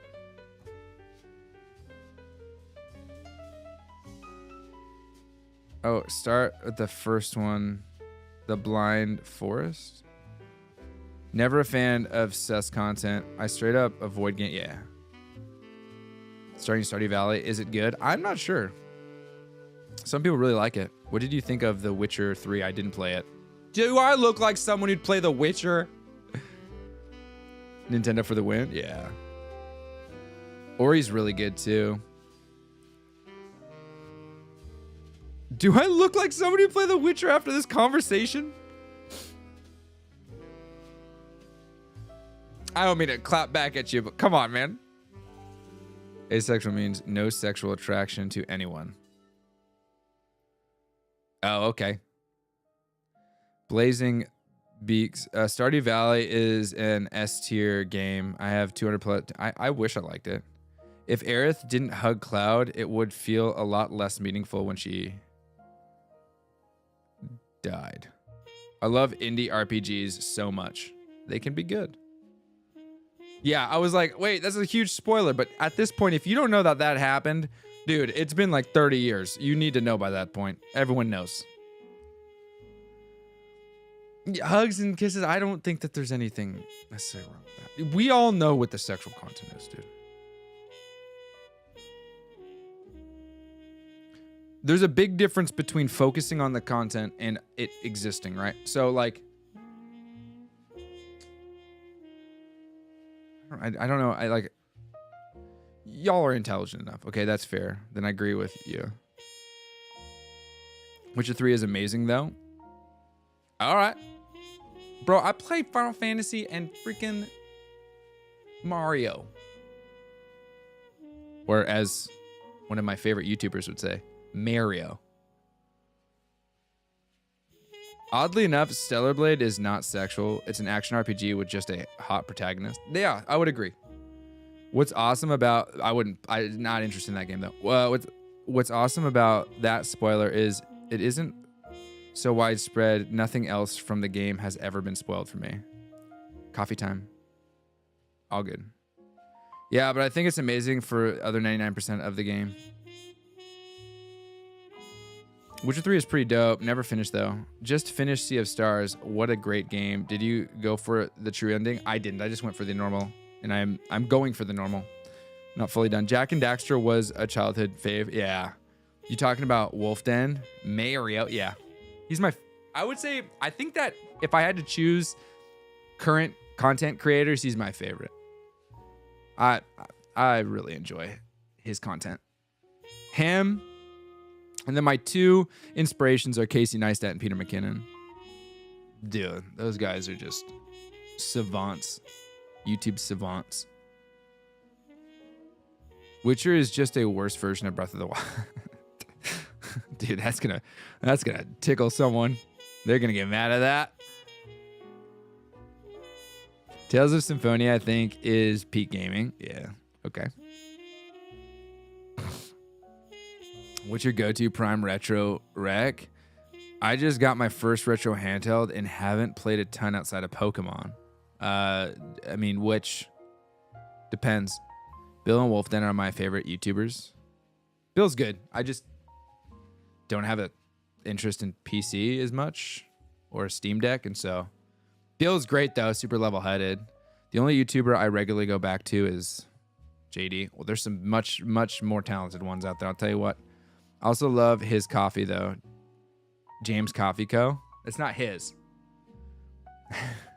They would not be excited to hear that people think that's his coffee. It's not his. He just did artwork for them. Wolf Dunn is someone I only go to like once every few months, maybe. Yeah, I watch everything he makes. Breath of the Wild has nothing to do with Witcher 3, and I have played 140 hours of Breath of the Wild, different kind of game. It's, whatever. It's people relate to different things. Casey is one of the main reasons I got into video in the first place. Yeah, same. Life of Tom is really good. Okay. Yeah, but he has a flavor with them called Golden Hour. Okay. I think Bill and I must be the same age because we often have the same views on stuff. He's a father of 2 in high school, I believe. So maybe. I think he's in his mid-40s, maybe late 40s.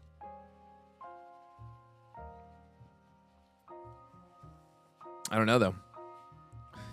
Him, Retrobird are my preferred. What, Retrobird? Every time you say Retrobird, I think of Retro Dodo because Retro Dodo is a Retrobird, but that's a completely different. I'm looking up Retrobird. Retrobird.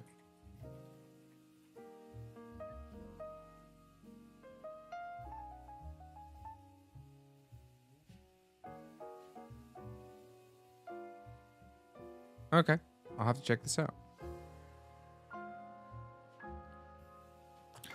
I do like Zelda games. JD is my content creator because I don't think of him as a YouTuber. Oh. Nakey Jakey. What about the other Nintendo YouTubers like the guy with the long hair? I find him really annoying. Oh, Wood from Beat 'em Ups? I've decided that I really like his stuff. I've choose to enjoy his stuff. I think that some of his videos are a little higher energy.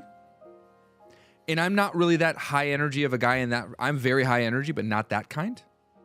And so I don't find the delivery method to be my favorite, but I can't tell you how much I'm inspired by that guy.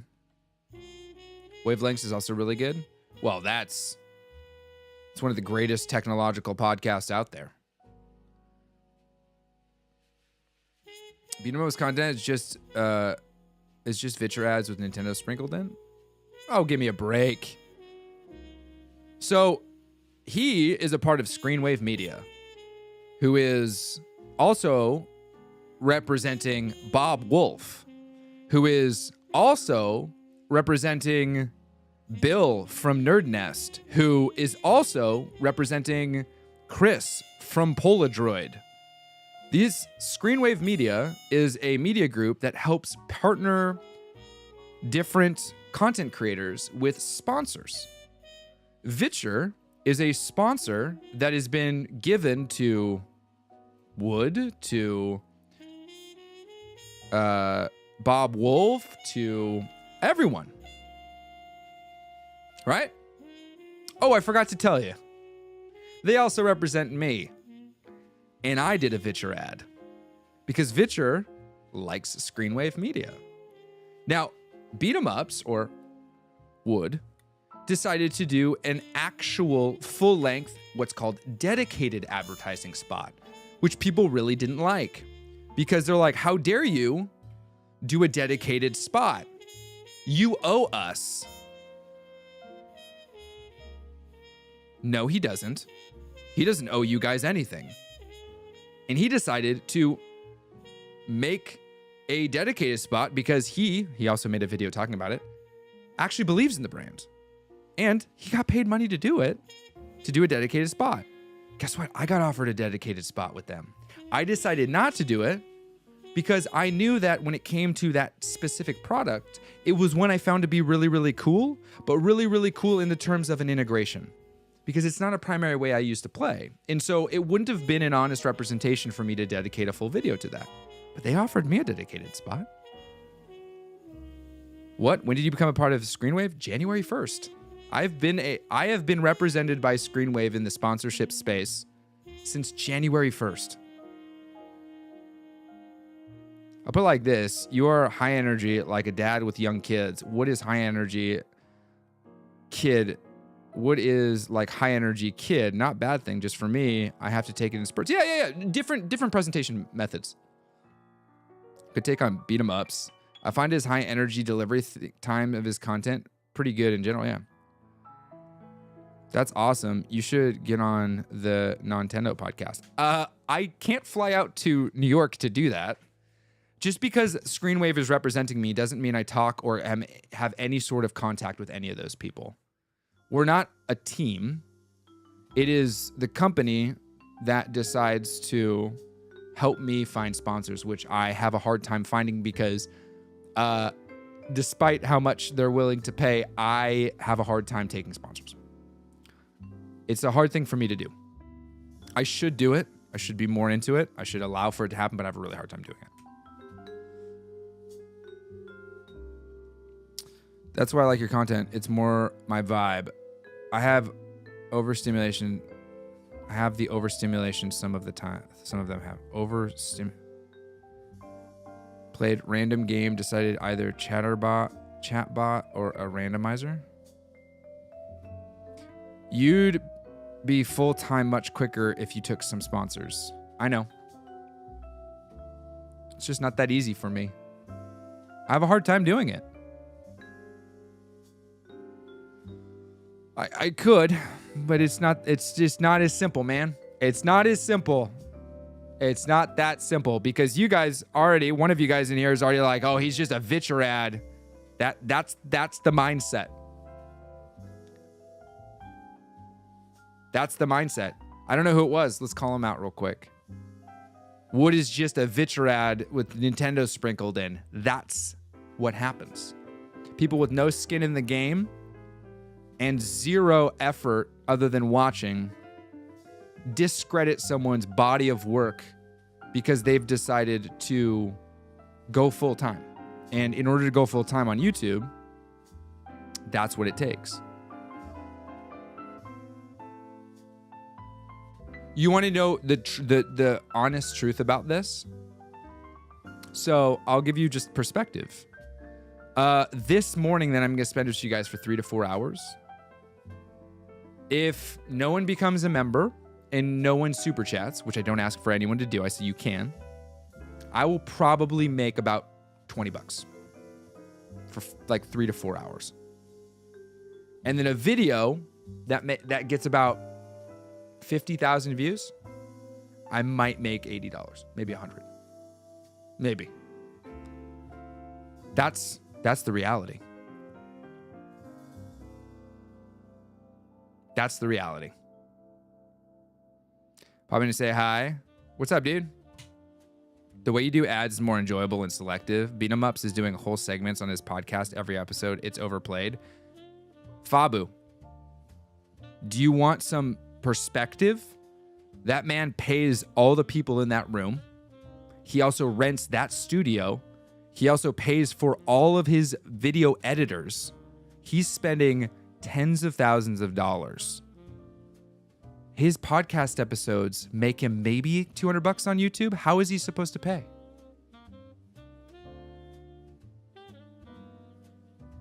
I don't understand. How is he supposed to pay? Do you think the viewers are paying for his staff?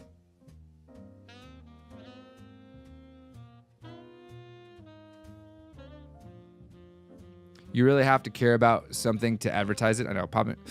If you want to watch the gesture dance for free, sometimes you have to. I don't understand what you're saying. I think it would be a trade. He's now in a position where it's more advantageous to show a preference towards something, and we get less real JD. Breaking. Talk shows have ads. I think people just expect their content creators to just magically make content at no cost without sponsors. Some of your favorite content creators may not even exist. Okay, So let me ask you this question. If you do not have monetary incentive to make any videos, would you still make them like YouTube in the old days?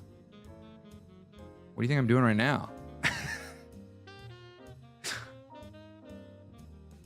I have a full-time job as a video editor and content management guy. I don't love doing it, but what do you think I'm doing now? My wife goes to work 50 hours a week. She has a full-time career. I want this, but what do you think? What do you think I'm doing right now? Dude, my last YouTube check was $700 for last month.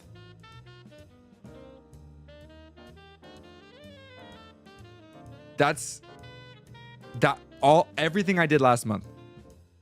$700. Everything. Top to bottom. That's including membership, everything. $700. And I had 12 streams and 4 videos. 12 streams, 4 videos. Yeah. Take the money and run. Hey guys, I'm not trying to argue. I feel like we're feeding bad energy into the chat. Well, that's the right answer. We should be doing videos because we enjoy making videos, not because of the money that comes after.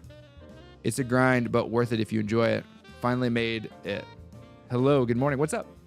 What I'm trying to tell you this is the idea around advertising, the idea around creators, look at Linus, look at all these people having ads in their videos, is because this is what they do full time, right?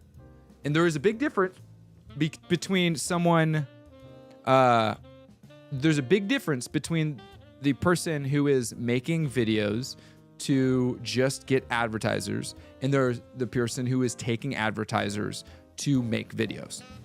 I would hope it shows that I should. I mean, even the guy who manages all the different sponsors for me, he's like, dude, I don't understand. Like, I don't take anything. I should. I don't, because I think that I have this, I guess, in my mind that I don't know, that it somehow is going to work out if I don't. Well, we'll see. We'll see.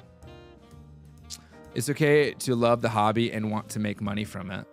I don't mind ads and videos, but I grew up in the 90s television where you couldn't fast forward through commercials. Well, also we grew up in a time, Justin, where we didn't look at the person who did the advertising and thought to ourselves, that person sucks. They sold out. We weren't that person. It's an unfortunate reality that now that's kind of where there's so much distrust. And that's not the fault of the viewer. I think if anything, that's actually just the fault of society as a whole.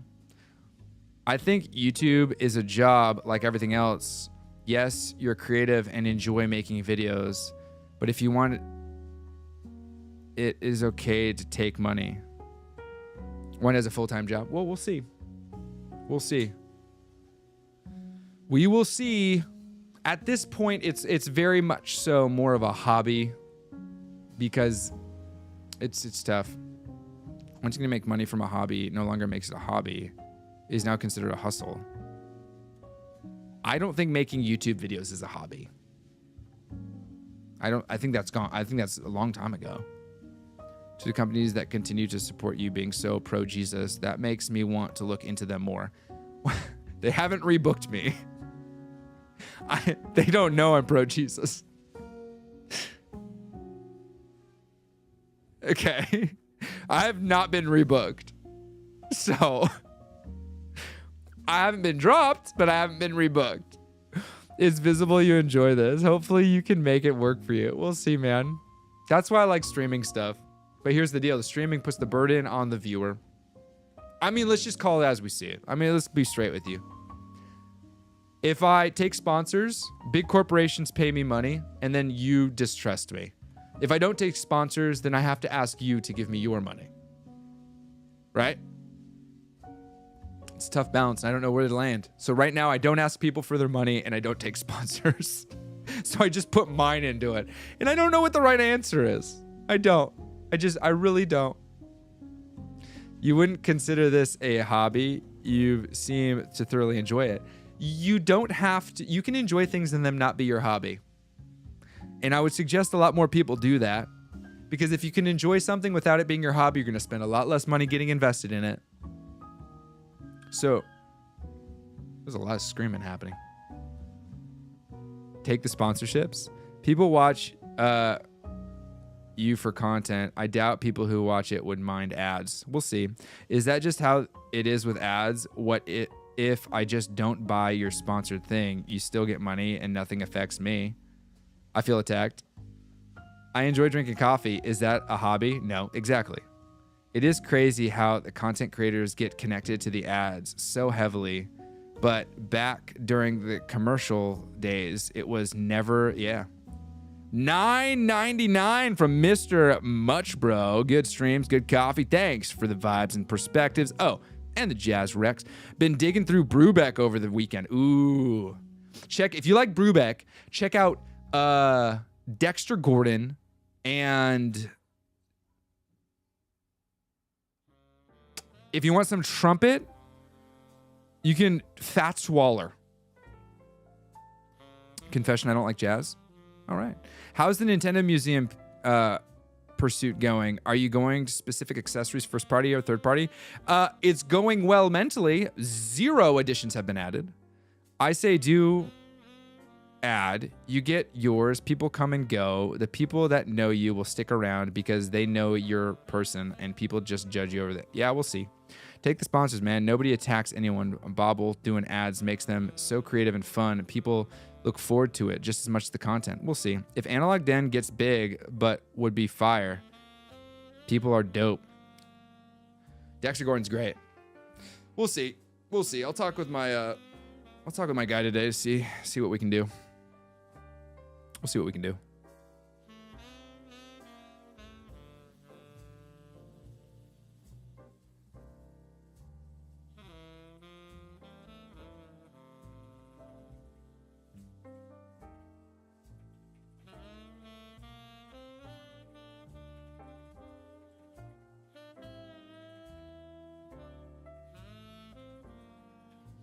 Okay. He does the ads. I watch Shady Penguin and does one video a week, 150 views, and he said that he could live his life with one video a week and have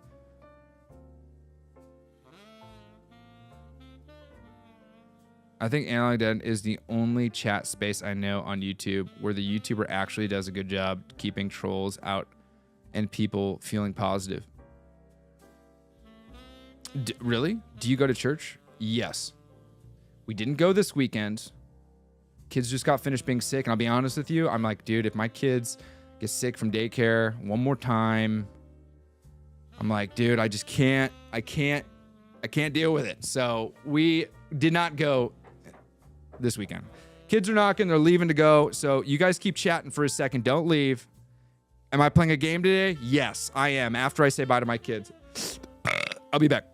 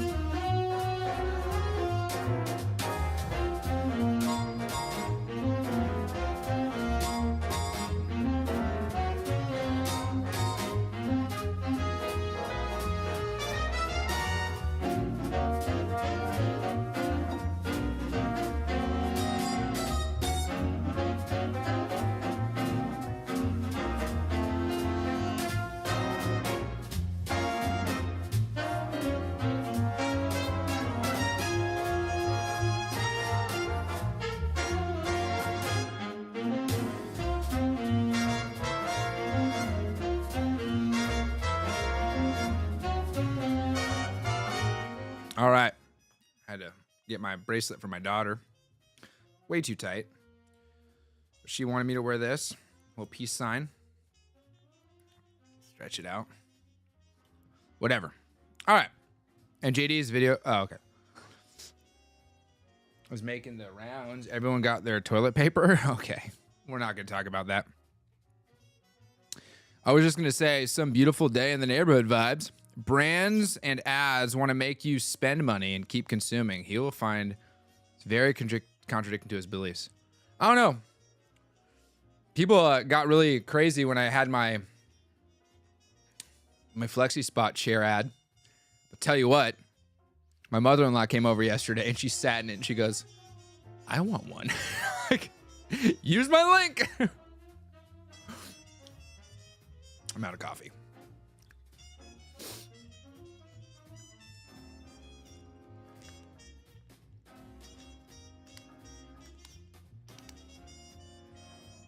I also want one. It's you, and you sat in it. You got to sit in it to believe. Your Flexi Spot ad was so good. My wife and I are sold. I'll buy one in the future. I honestly, when I was you want to hear the story? Here's the story. Flexi Spot reached out to my rep and he's like, "Okay, so they want to do this." I said no. Here's the story. I said no. They doubled the rate. I said, "Oh, okay." I took it because I'm like, oh, man, groceries, like rent. It showed up. I'm like, all right, let's see. It better be good. I put it together. I was like, this is actually pretty cool and comfortable. And then I had my appendix surgery. And once I had my appendix surgery, that's when I was like, I can't sleep in my bed. I slept in that chair for 4 days in a row. 4 days in a row, I slept in that chair. It is the only reason I got a full night's sleep post-appendix surgery. I kid you not. And now I spend every morning in it, except for on mornings I stream. Big fan of you decided to do it ads. I will still be a full support. You changed how I look at gaming. Also as a fellow pro-Jesus individual. That's right, dude.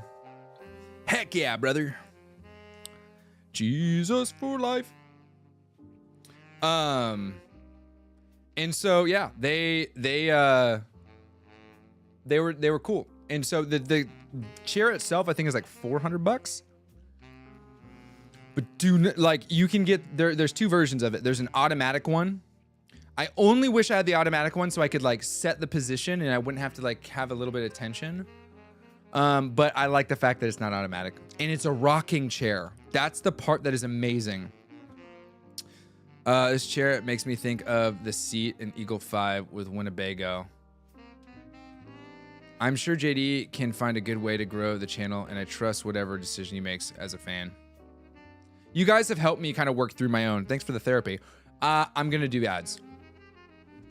I'll do as many as I need to do because here's the $10 euro upfront deposit for my brosiness t-shirt. Dang, I didn't see that. $10 deposit. Thank you, Marco, for the 10 euro. Because I'm an agnostic and that hasn't stopped from following his content. It's fine. I'm sure JD can find a good way. Here's the deal. And this isn't my statement. I forgot who said this. I think it was Wes Huff. When it comes to the faith stuff, either the whole thing with Jesus, the whole thing is real. And it's one of the most important, extremely most consequential things that someone will ever encounter. Or it's all fake and is the most insignificant, unimportant things that will ever be talked about. And so someone who is offended by the Jesus talk, by someone saying they believe in Jesus, my question to them is, well, does that mean that it's real?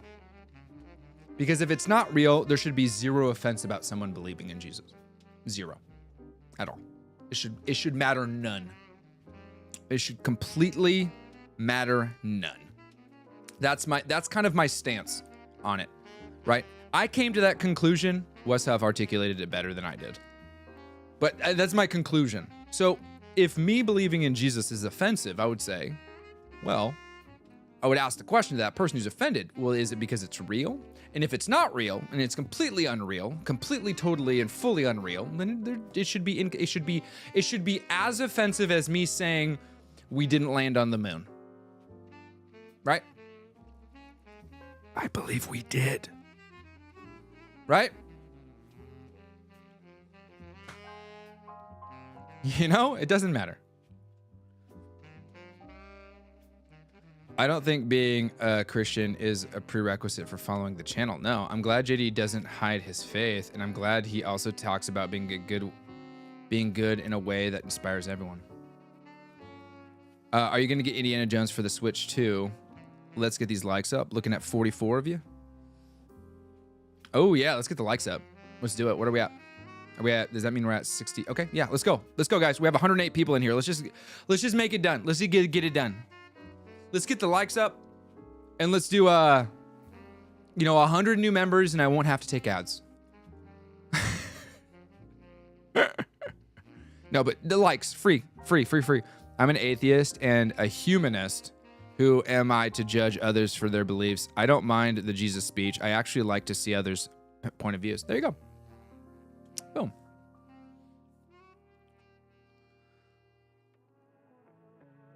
There it is.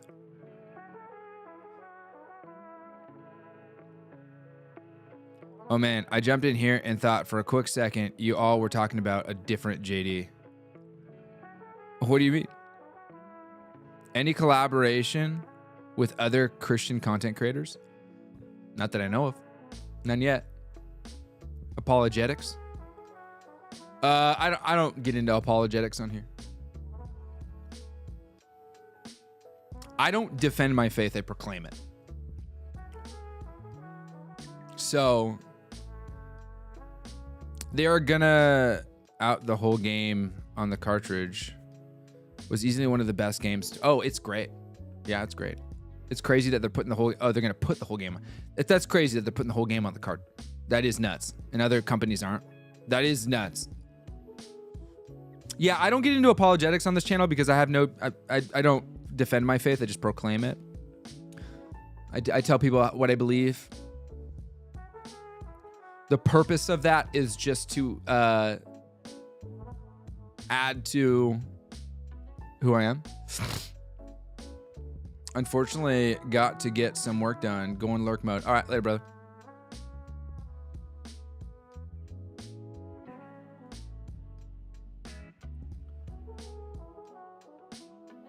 Have fun or not? He'll have fun. He finds fun in all things. JD, have you heard of Mine the Hallower? No. Feel free to talk about what you want. You're not telling us what to do. It's totally fine. Oh, I do. I have no filter when it comes to the topics. No, let me phrase that. I have no qualms about talking about specific topics. There are certain things I don't talk about because I think it's unnecessary.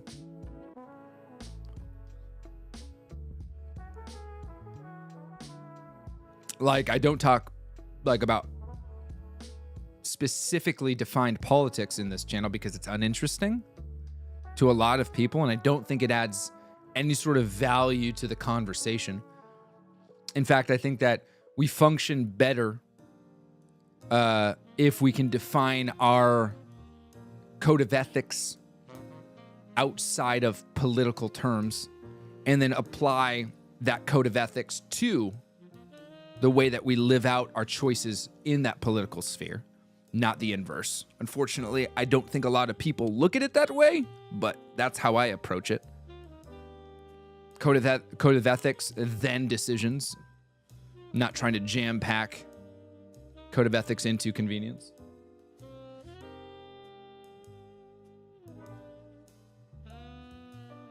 But even that is there was a couple weeks where we spoke heavily. We talked like pretty consistently on that kind of stuff. But today is not that day. So when but yeah, anyway. We've covered it all today, baby. We've covered it all today. So, who's pumped about the Star Fox remake? I'm definitely who's gonna get the Star Fox game? Who here? And also, just so you know, when it launches, my wife already requested the day off, so I will be streaming that launch and open lobbies for multiplayer on that day too. So you better request that day off of work too. I believe it's a Thursday. Words of wisdom from JB. It is better to love what you don't know more than what you do know. Is that Jordan Peterson? I think that's a fortune cookie. That's fortune cookie advice. It sounds more profound than it really is.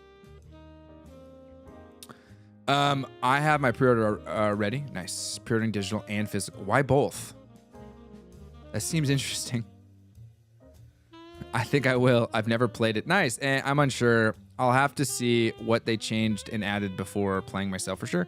I'm still so on the fence about getting a Switch 2. The games look sick, but the price point for games being so expensive puts me off. What games are so expensive? How is the Switch 2 more expensive than other platforms? Discuss. This is something I think everyone throws at Switch 2 users. How is the Switch 2 more expensive than other platforms? I don't understand this. Because last time I checked, the Switch 2 version of Outlaws included all the DLC and it was cheaper than Outlaws. The Switch 2 version of Final Fantasy VII Remake brought the price down of Final Fantasy VII Remake and it included an integrate. The Switch 2 version of Elden Ring also has less. The Switch 2 version of Star Fox is $50. The Switch 2 version of Pragmata was $50. And if also you purchase Mouse PI digitally, it's going to be less expensive than physically. So I'm not sure. I don't understand this Switch 2 is more expensive conversation. Am I missing some?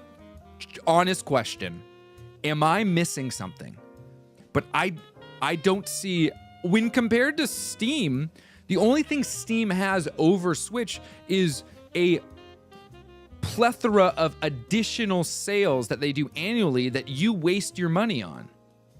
I don't understand. So what am I missing? I'm typically PC and I wait for sales. I just feel like the deals for Switch 2 are as good as on Steam. Yeah, I just don't feel are as good on Steam. But is a game better because it's cheaper? That's the question. Is a game better because it's longer?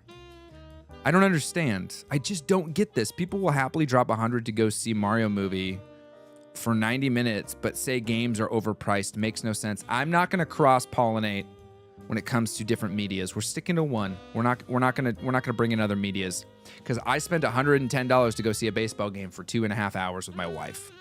Well, sorry, I spent $200 to do so, and I would spend that, and I would easily say no. The other things aren't worth it. So it's all perspective. We're gonna stick in the same realm. We're not gonna move around.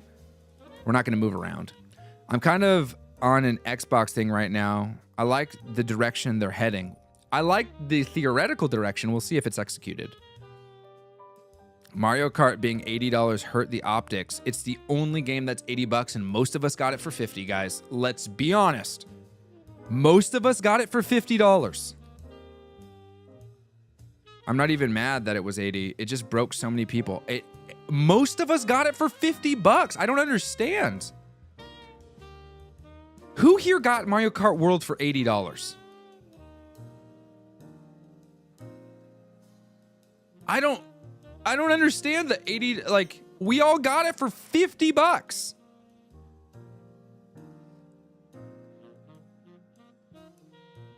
Steam feels like garage sale. You have to search through a lot of junk to find good games and deals. Certainly not because it's cheaper, but money is definitely a factor for me. Mario Kart was worth the $80 for me. I think it's worth every penny. The Switch 2 has become a very good value.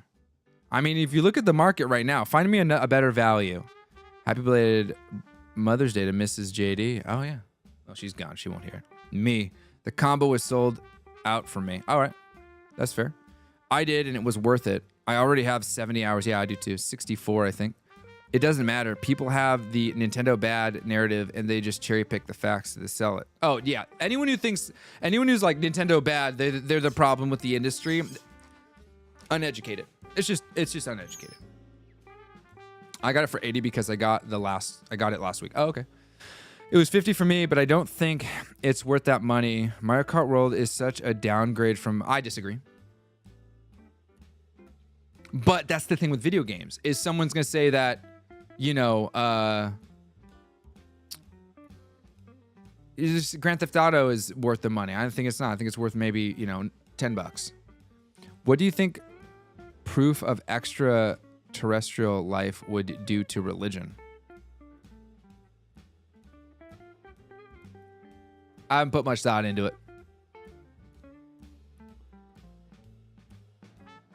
I do like handheld boost mode. I do too.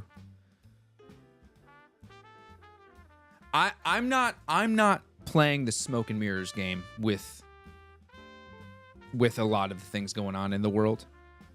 The more deceptive it seems the world gets, the less I choose to engage. Because what's the purpose of me sifting through a puddle of mud when I can just not get into it? Because that will contradict everything, and I don't even think it's real. Extraterrestrial life wouldn't have any effect on biblical teachings. I don't think so. Smoke and mirror games is right.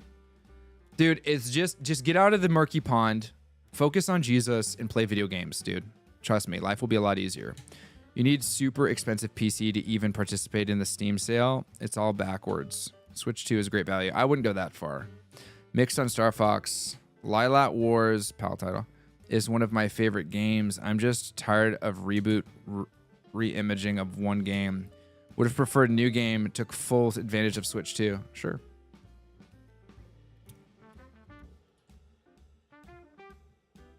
Yeah, I'm not focusing on the UFO files because I don't care.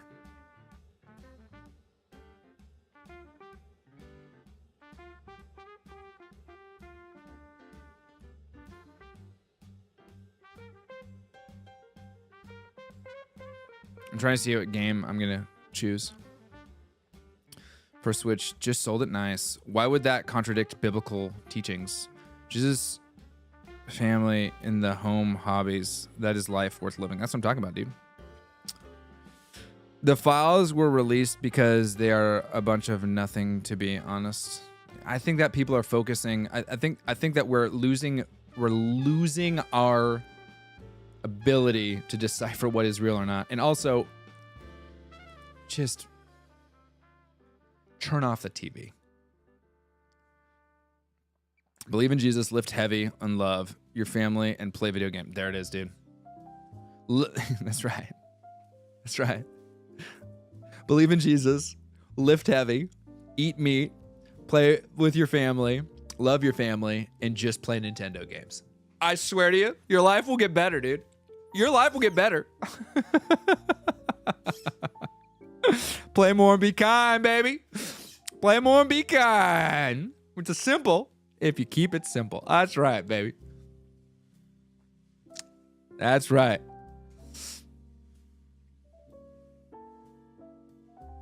Oh, man, that's funny.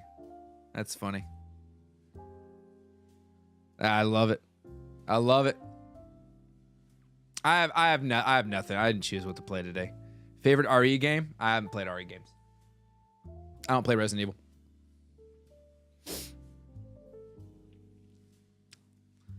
What game will you be playing? Dude, I didn't choose one. I had a hard time because it's a toss-up right now for me. I really want to get through the Metal Gear games, but I don't want to play those on stream.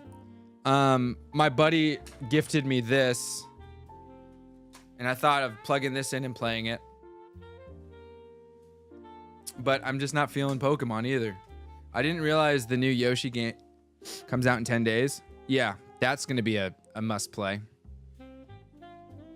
I kind of want to play Indiana Jones on Wednesday,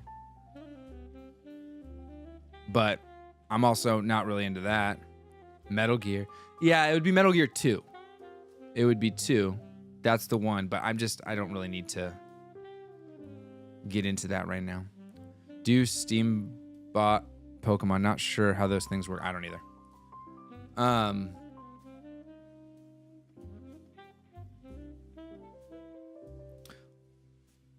I've been going through we've been doing a lot of Mario lately. A lot of Mario, because I love Mario. But let's see here. What can I don't, dude, see, it's so tough because I value we've been having so much time, so much fun just chit-chatting away. Did you beat Mario World? Yeah, I did. I beat it on Friday. Maybe actually I think it was Saturday that I finally finished it. Because Friday I streamed it, so it was the next day. Yeah. I beat it Saturday. Sitting in my chair. Sitting in my chair, I beat it. Oh golly. Mario is just a blue collar guy trying to do the right thing. Mario is Hugh? Mario is a precursor to Hugh? That's so funny. This is what I have right now if you guys want to take a look. This is kind of what we're dealing with here. Metal Gear 2, Star Wars Battlefront. I can't play this because of the music. Final Fantasy 6 was an option too. We got a lot of different things here. Hold on. Let me see the live. Some Donkey Kong Country 2. That is, yeah. There's Tactics. Jedi Power Battles is great. It's because I have the Metal Gear thing in, so it has all the Metal Gears. Republic Commando is a gem. It's so good, man. Hold on. Someone's knocking.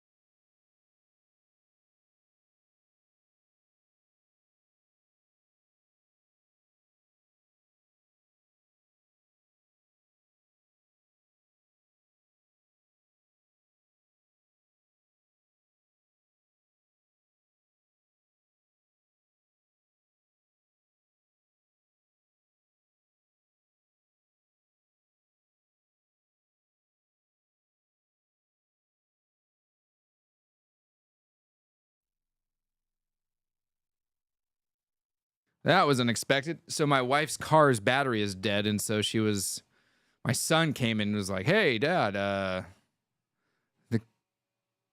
the things I hear."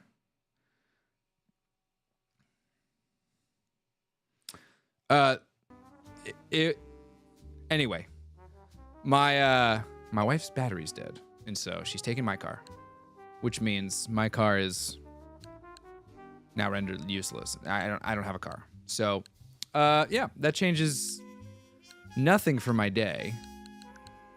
You know what? This is what we're playing. Not what I was intending to play today. Let me make sure I have it quickly. I'm really interested in this game. Play AC and I will come visit you. I don't want to play Animal Crossing. I'm kind of over it. I have a different game I want to play. Is it in this? Yep. I'm really interested in Super Mario Galaxy 2. So I'm going to play Super Mario Galaxy 2. That's what I want to play. Okay.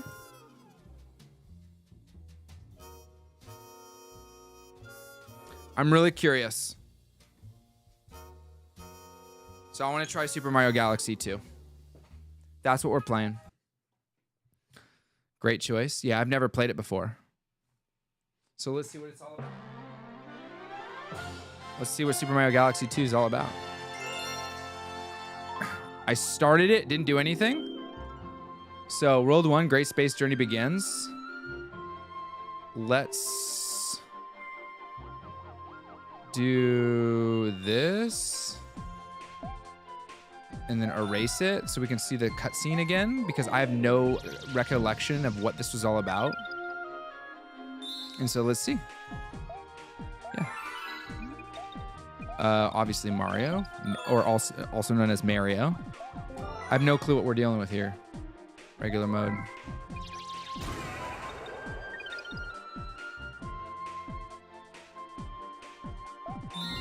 Let's see. Welcome in, chat. We are, or Sasquatch is not chat.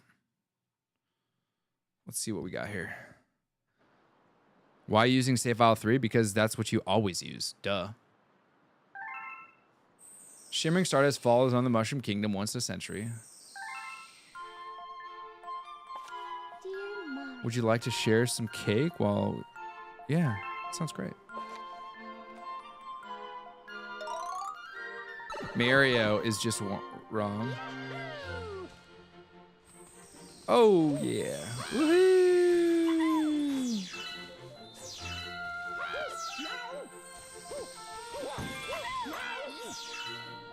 I mean, I kind of... Damn, why not Metal Gear? Because it's too narrative focused. Honestly, I think that playing games where it's easier for the viewer to have much less investment. I never finished Super Mario Galaxy. My youngest son has copy 1 and 2.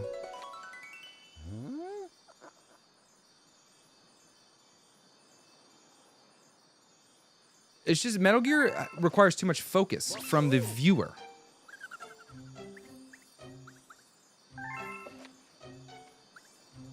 Strange little fellow seemed confused. Is he lost?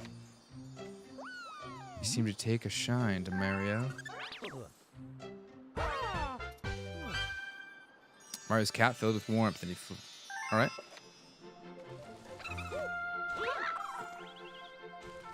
Oh yeah. Oh yeah. Oh yeah. It's just there's something so charming about Mario too.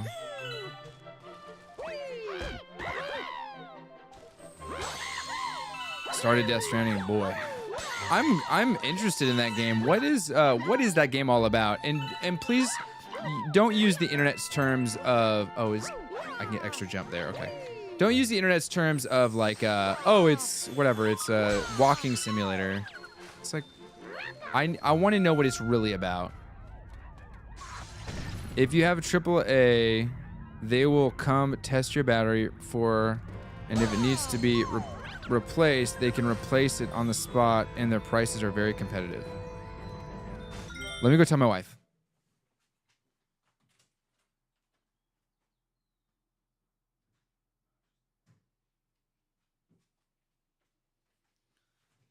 She's gone. I'll just do that later. I'll just do it.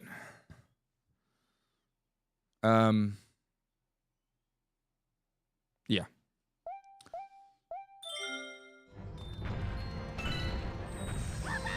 Oh, good heavens. All right, so does it free battery testing? Well, how do you get your car over there?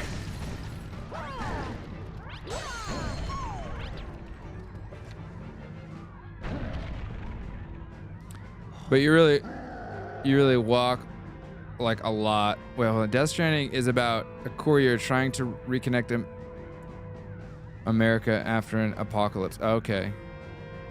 Yeah, AAA comes to you. I do have AAA, and we pay for AAA. Kickstart the clutch? Yeah, I wish. I wish. Back in the day. I'm huge. Even scarier up close, huh? Dude, it's straight up, dude. I literally, when I see this, I sure could go for a galaxy-sized slice of cake right now. That's so funny, man. I'm way too huge for this puny dude, I hear Jack Black. I like it so far. I'm a huge Hideo Kojima fan, though. Battery service is one of the best uses of AAA. I got my battery changed in a grocery store parking lot once. Nice. I'll just call them and take care of it.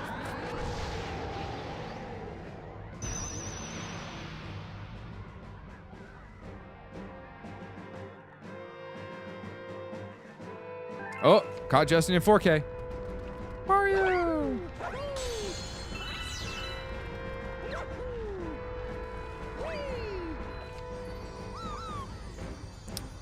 Where did that monster come from? He took your princess to the center of the universe. You must hurry and save her. All right. Master Luma. Young Master Luma, did you get thrown overboard too? Good thing you're safe. I'm gonna stay in Mario's cap. Okay, great. But Mario, you have other things to worry about, like saving the princess. But how?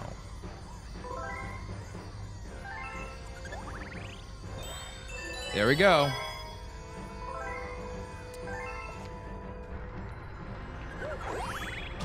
And we're out, dude.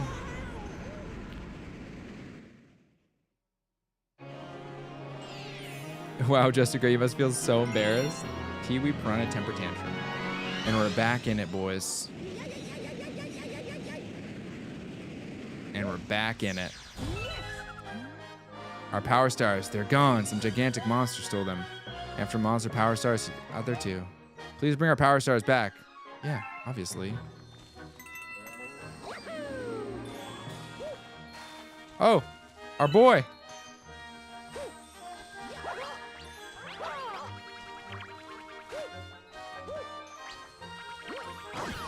Can I read this? What does it say? Hello, friend. Please go around back. Okay.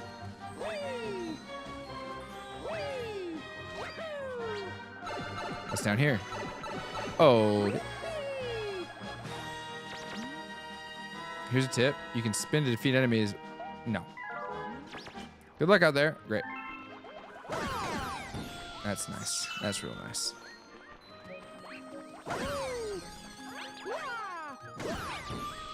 I really, I like the perspective of this game. This game has a lot of interesting, the way that they do stuff is real interesting.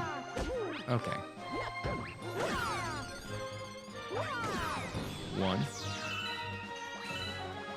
2.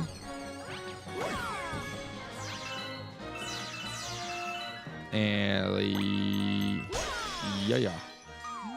Yay, saved, but that monster got away. Okay, well, obviously.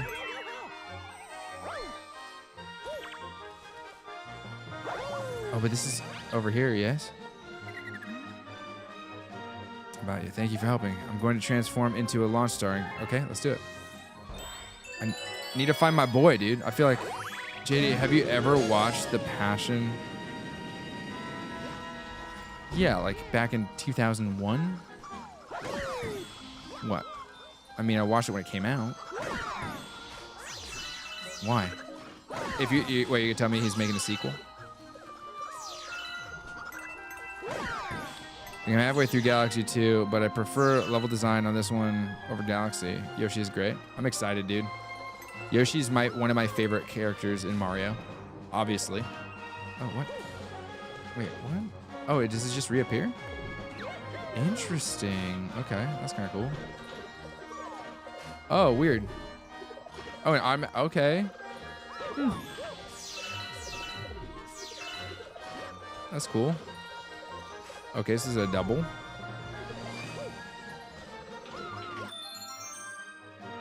The character, I mean, the level design in this is a little bit different. That's new.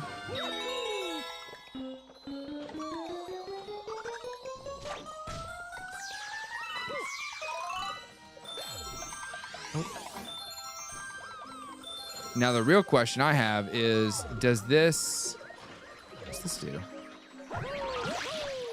Oh. Oh boy.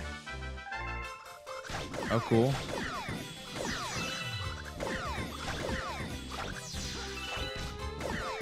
Is that all of them? Wow. Do you keep your, I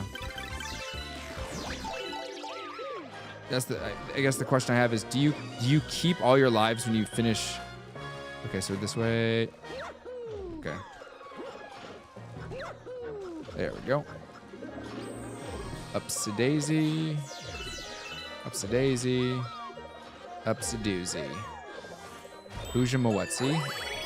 Wow.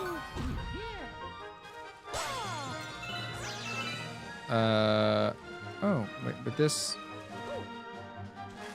Hold on. Got it. Sick. The way that gravity works in this game is really crazy. Oh, interesting. Back. Back around. There we go. Dude, gravity is crazy in this. Oh, sweet Lord. Okay, so that's gonna do that.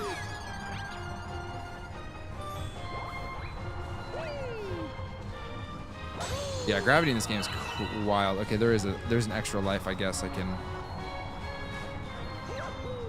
Nope. We're gonna go here. Nope. Let me try again. I'm gonna try my just wait. And we made it. We're gonna go all the way around. Oh my gosh, I just entered orbit. Yeah. Nope, you close the game out and you're back to 5 stars. Gosh. It's lame.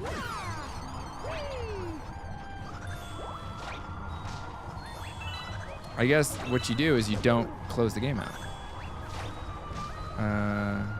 Guess I can do this. Unless there's an advantage. Oh gosh. Is there an advantage? Let's try it. There might be something over here. The Joy and Comet media, collect them to make comets appear. Where are you going? Where are you going, dude? Where are you going? Yeah, baby. Dude, it's just... Why wouldn't you want to play this over something like Grand Theft Auto? You know what I mean? What's up, dude? Like, this is what real gamers play, man. Real gamers play Mario. Real gamers.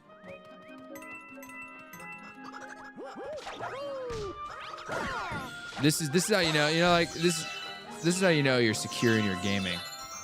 I already got, dude. Oh, but this game went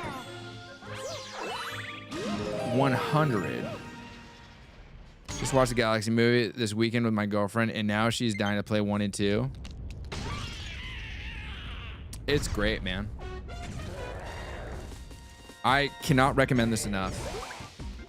So I'm pretty sure.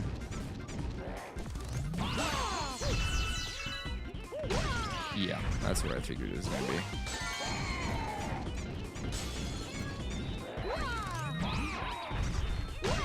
2.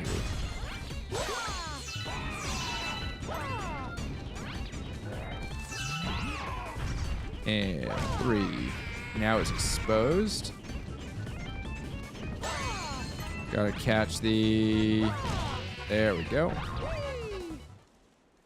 Is that enough? Uh-oh. Uh-oh. Oh, okay. Good heavens. Okay, well, take it easy, dude.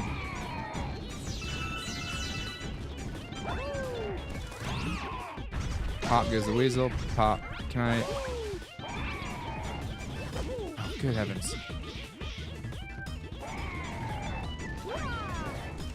There it is. What do I do here?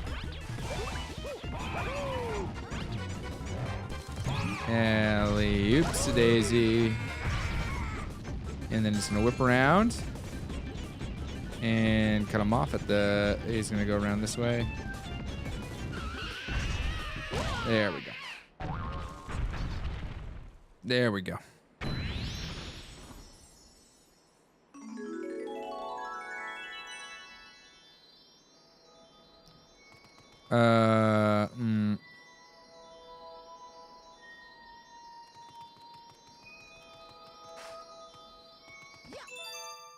Do.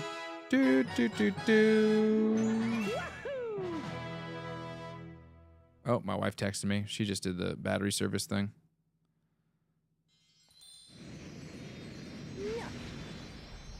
Hold on.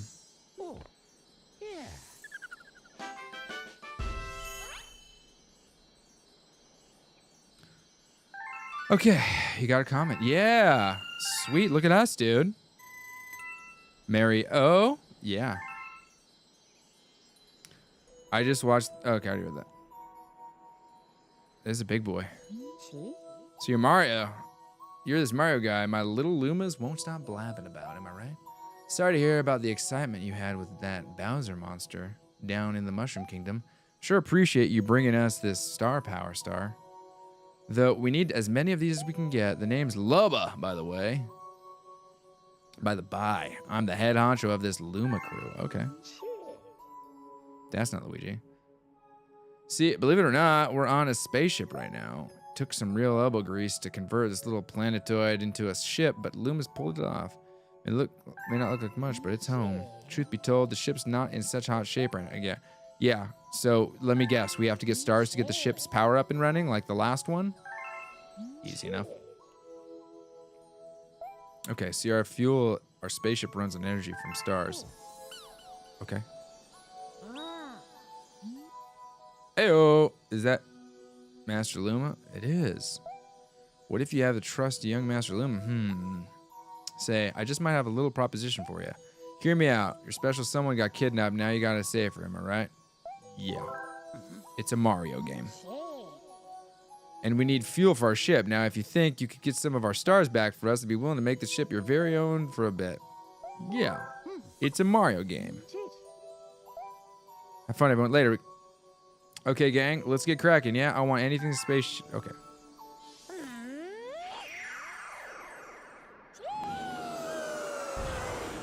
Is he...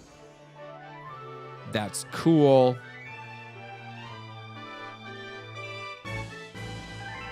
Yeah, that's super cool. Well, what do you think? Face ship. Oh my gosh, that's funny.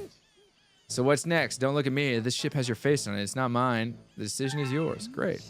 Feel free to explore the starship, Mario. Okay. Great.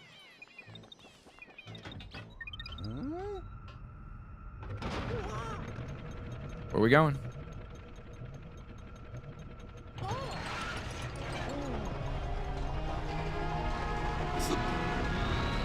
Where to next?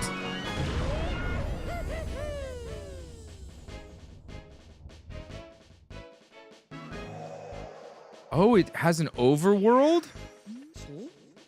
The world map. Just point your destination. I like this. Looks like we have enough power to... I really like this. I like overworld. Oh, that's so cool. So this game has an... Oh, wow. I really like this a lot. This is super cool. Yoshi Star. Saddle up with Yoshi. Okay, cool. Now we get Yosh. I need... Oh, and there's a Kamek? I need Yoshi. Kamek, you're going down, dude. I really want to see what this Yoshi mechanic is.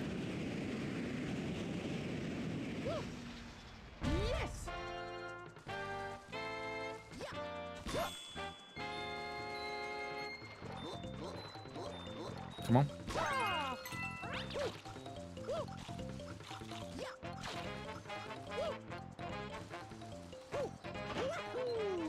All right, Kamek, you're going down.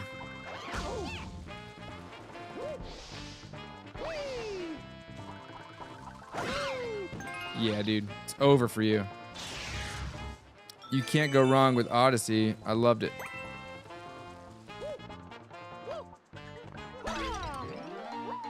Yes. Nice. What do we get? How does this work? You saved me. I was trying to save my friends, but then I turned into an egg and got trapped. I know she team up. Okay.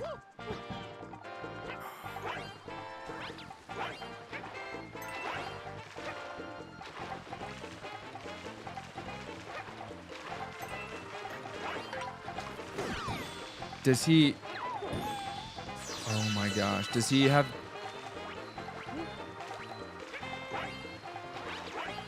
Does he not do... Oh my gosh, yes. Does he not... You can't have him...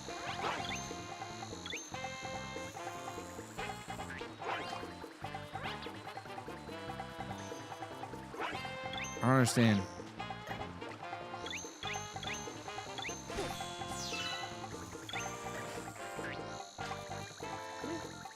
Is this do anything?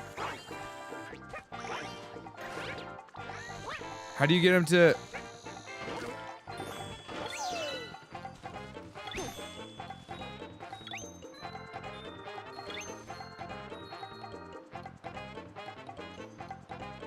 Can you do anything with this?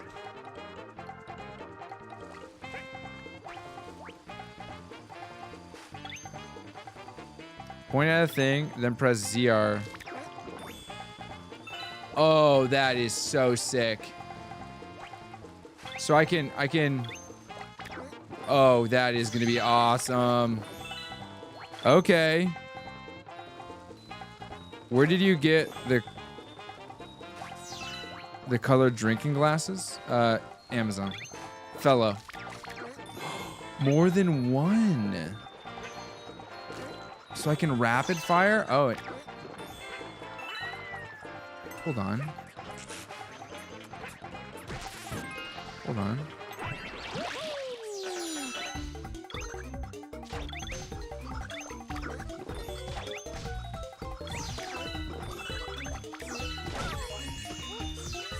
And he runs away. And you can get back on him. No, no, no!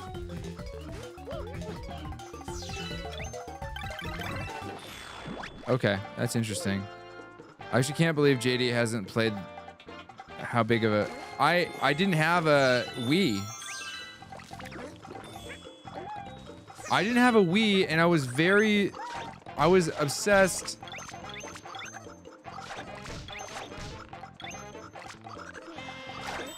Oh, interesting. I didn't have a Wii growing up, and I was when I started playing video games on the internet 5 years ago, I was trying to play modern games more. And so this is just new. This whole experience as a whole is very new for me. Wow, first try.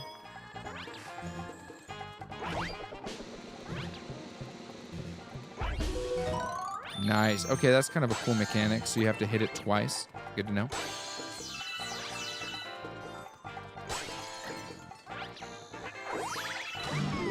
Did you like DK Bonanza? I liked it. I didn't love it. It didn't keep me engaged.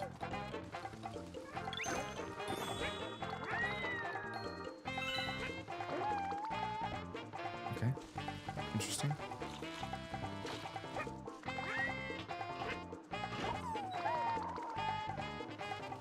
How can I? Wow.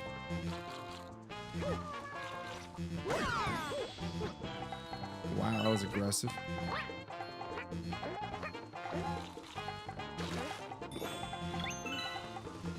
Oh, Billy.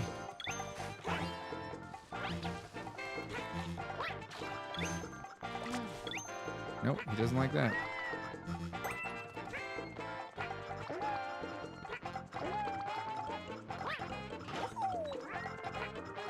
I'm assuming that that's going to be a...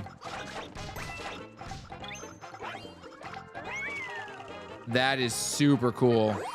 My favorite part about video games is finding that path. I would have never played Final Fantasy if it wasn't for... Oh. Yeah. Oh, okay. Doesn't pick it up. It doesn't matter. I'm getting like, I have to figure out this car thing with my wife. So we're going to do that. Guys, this has been a good stream. I hope that you guys found value in it. Do me a favor, everyone in here right now, if you could like the stream, get us over 100. We have 13 more to go. And I'm going to make a video. So we're going to have some fun doing that. You guys are awesome. Thanks for hanging out with me today. And I know it's kind of a quick and abrupt ending, but I got some life to take care of. So I'm going to go do that. As always, play more, be kind, and have a good rest of your day. All right? Cool. Cheers.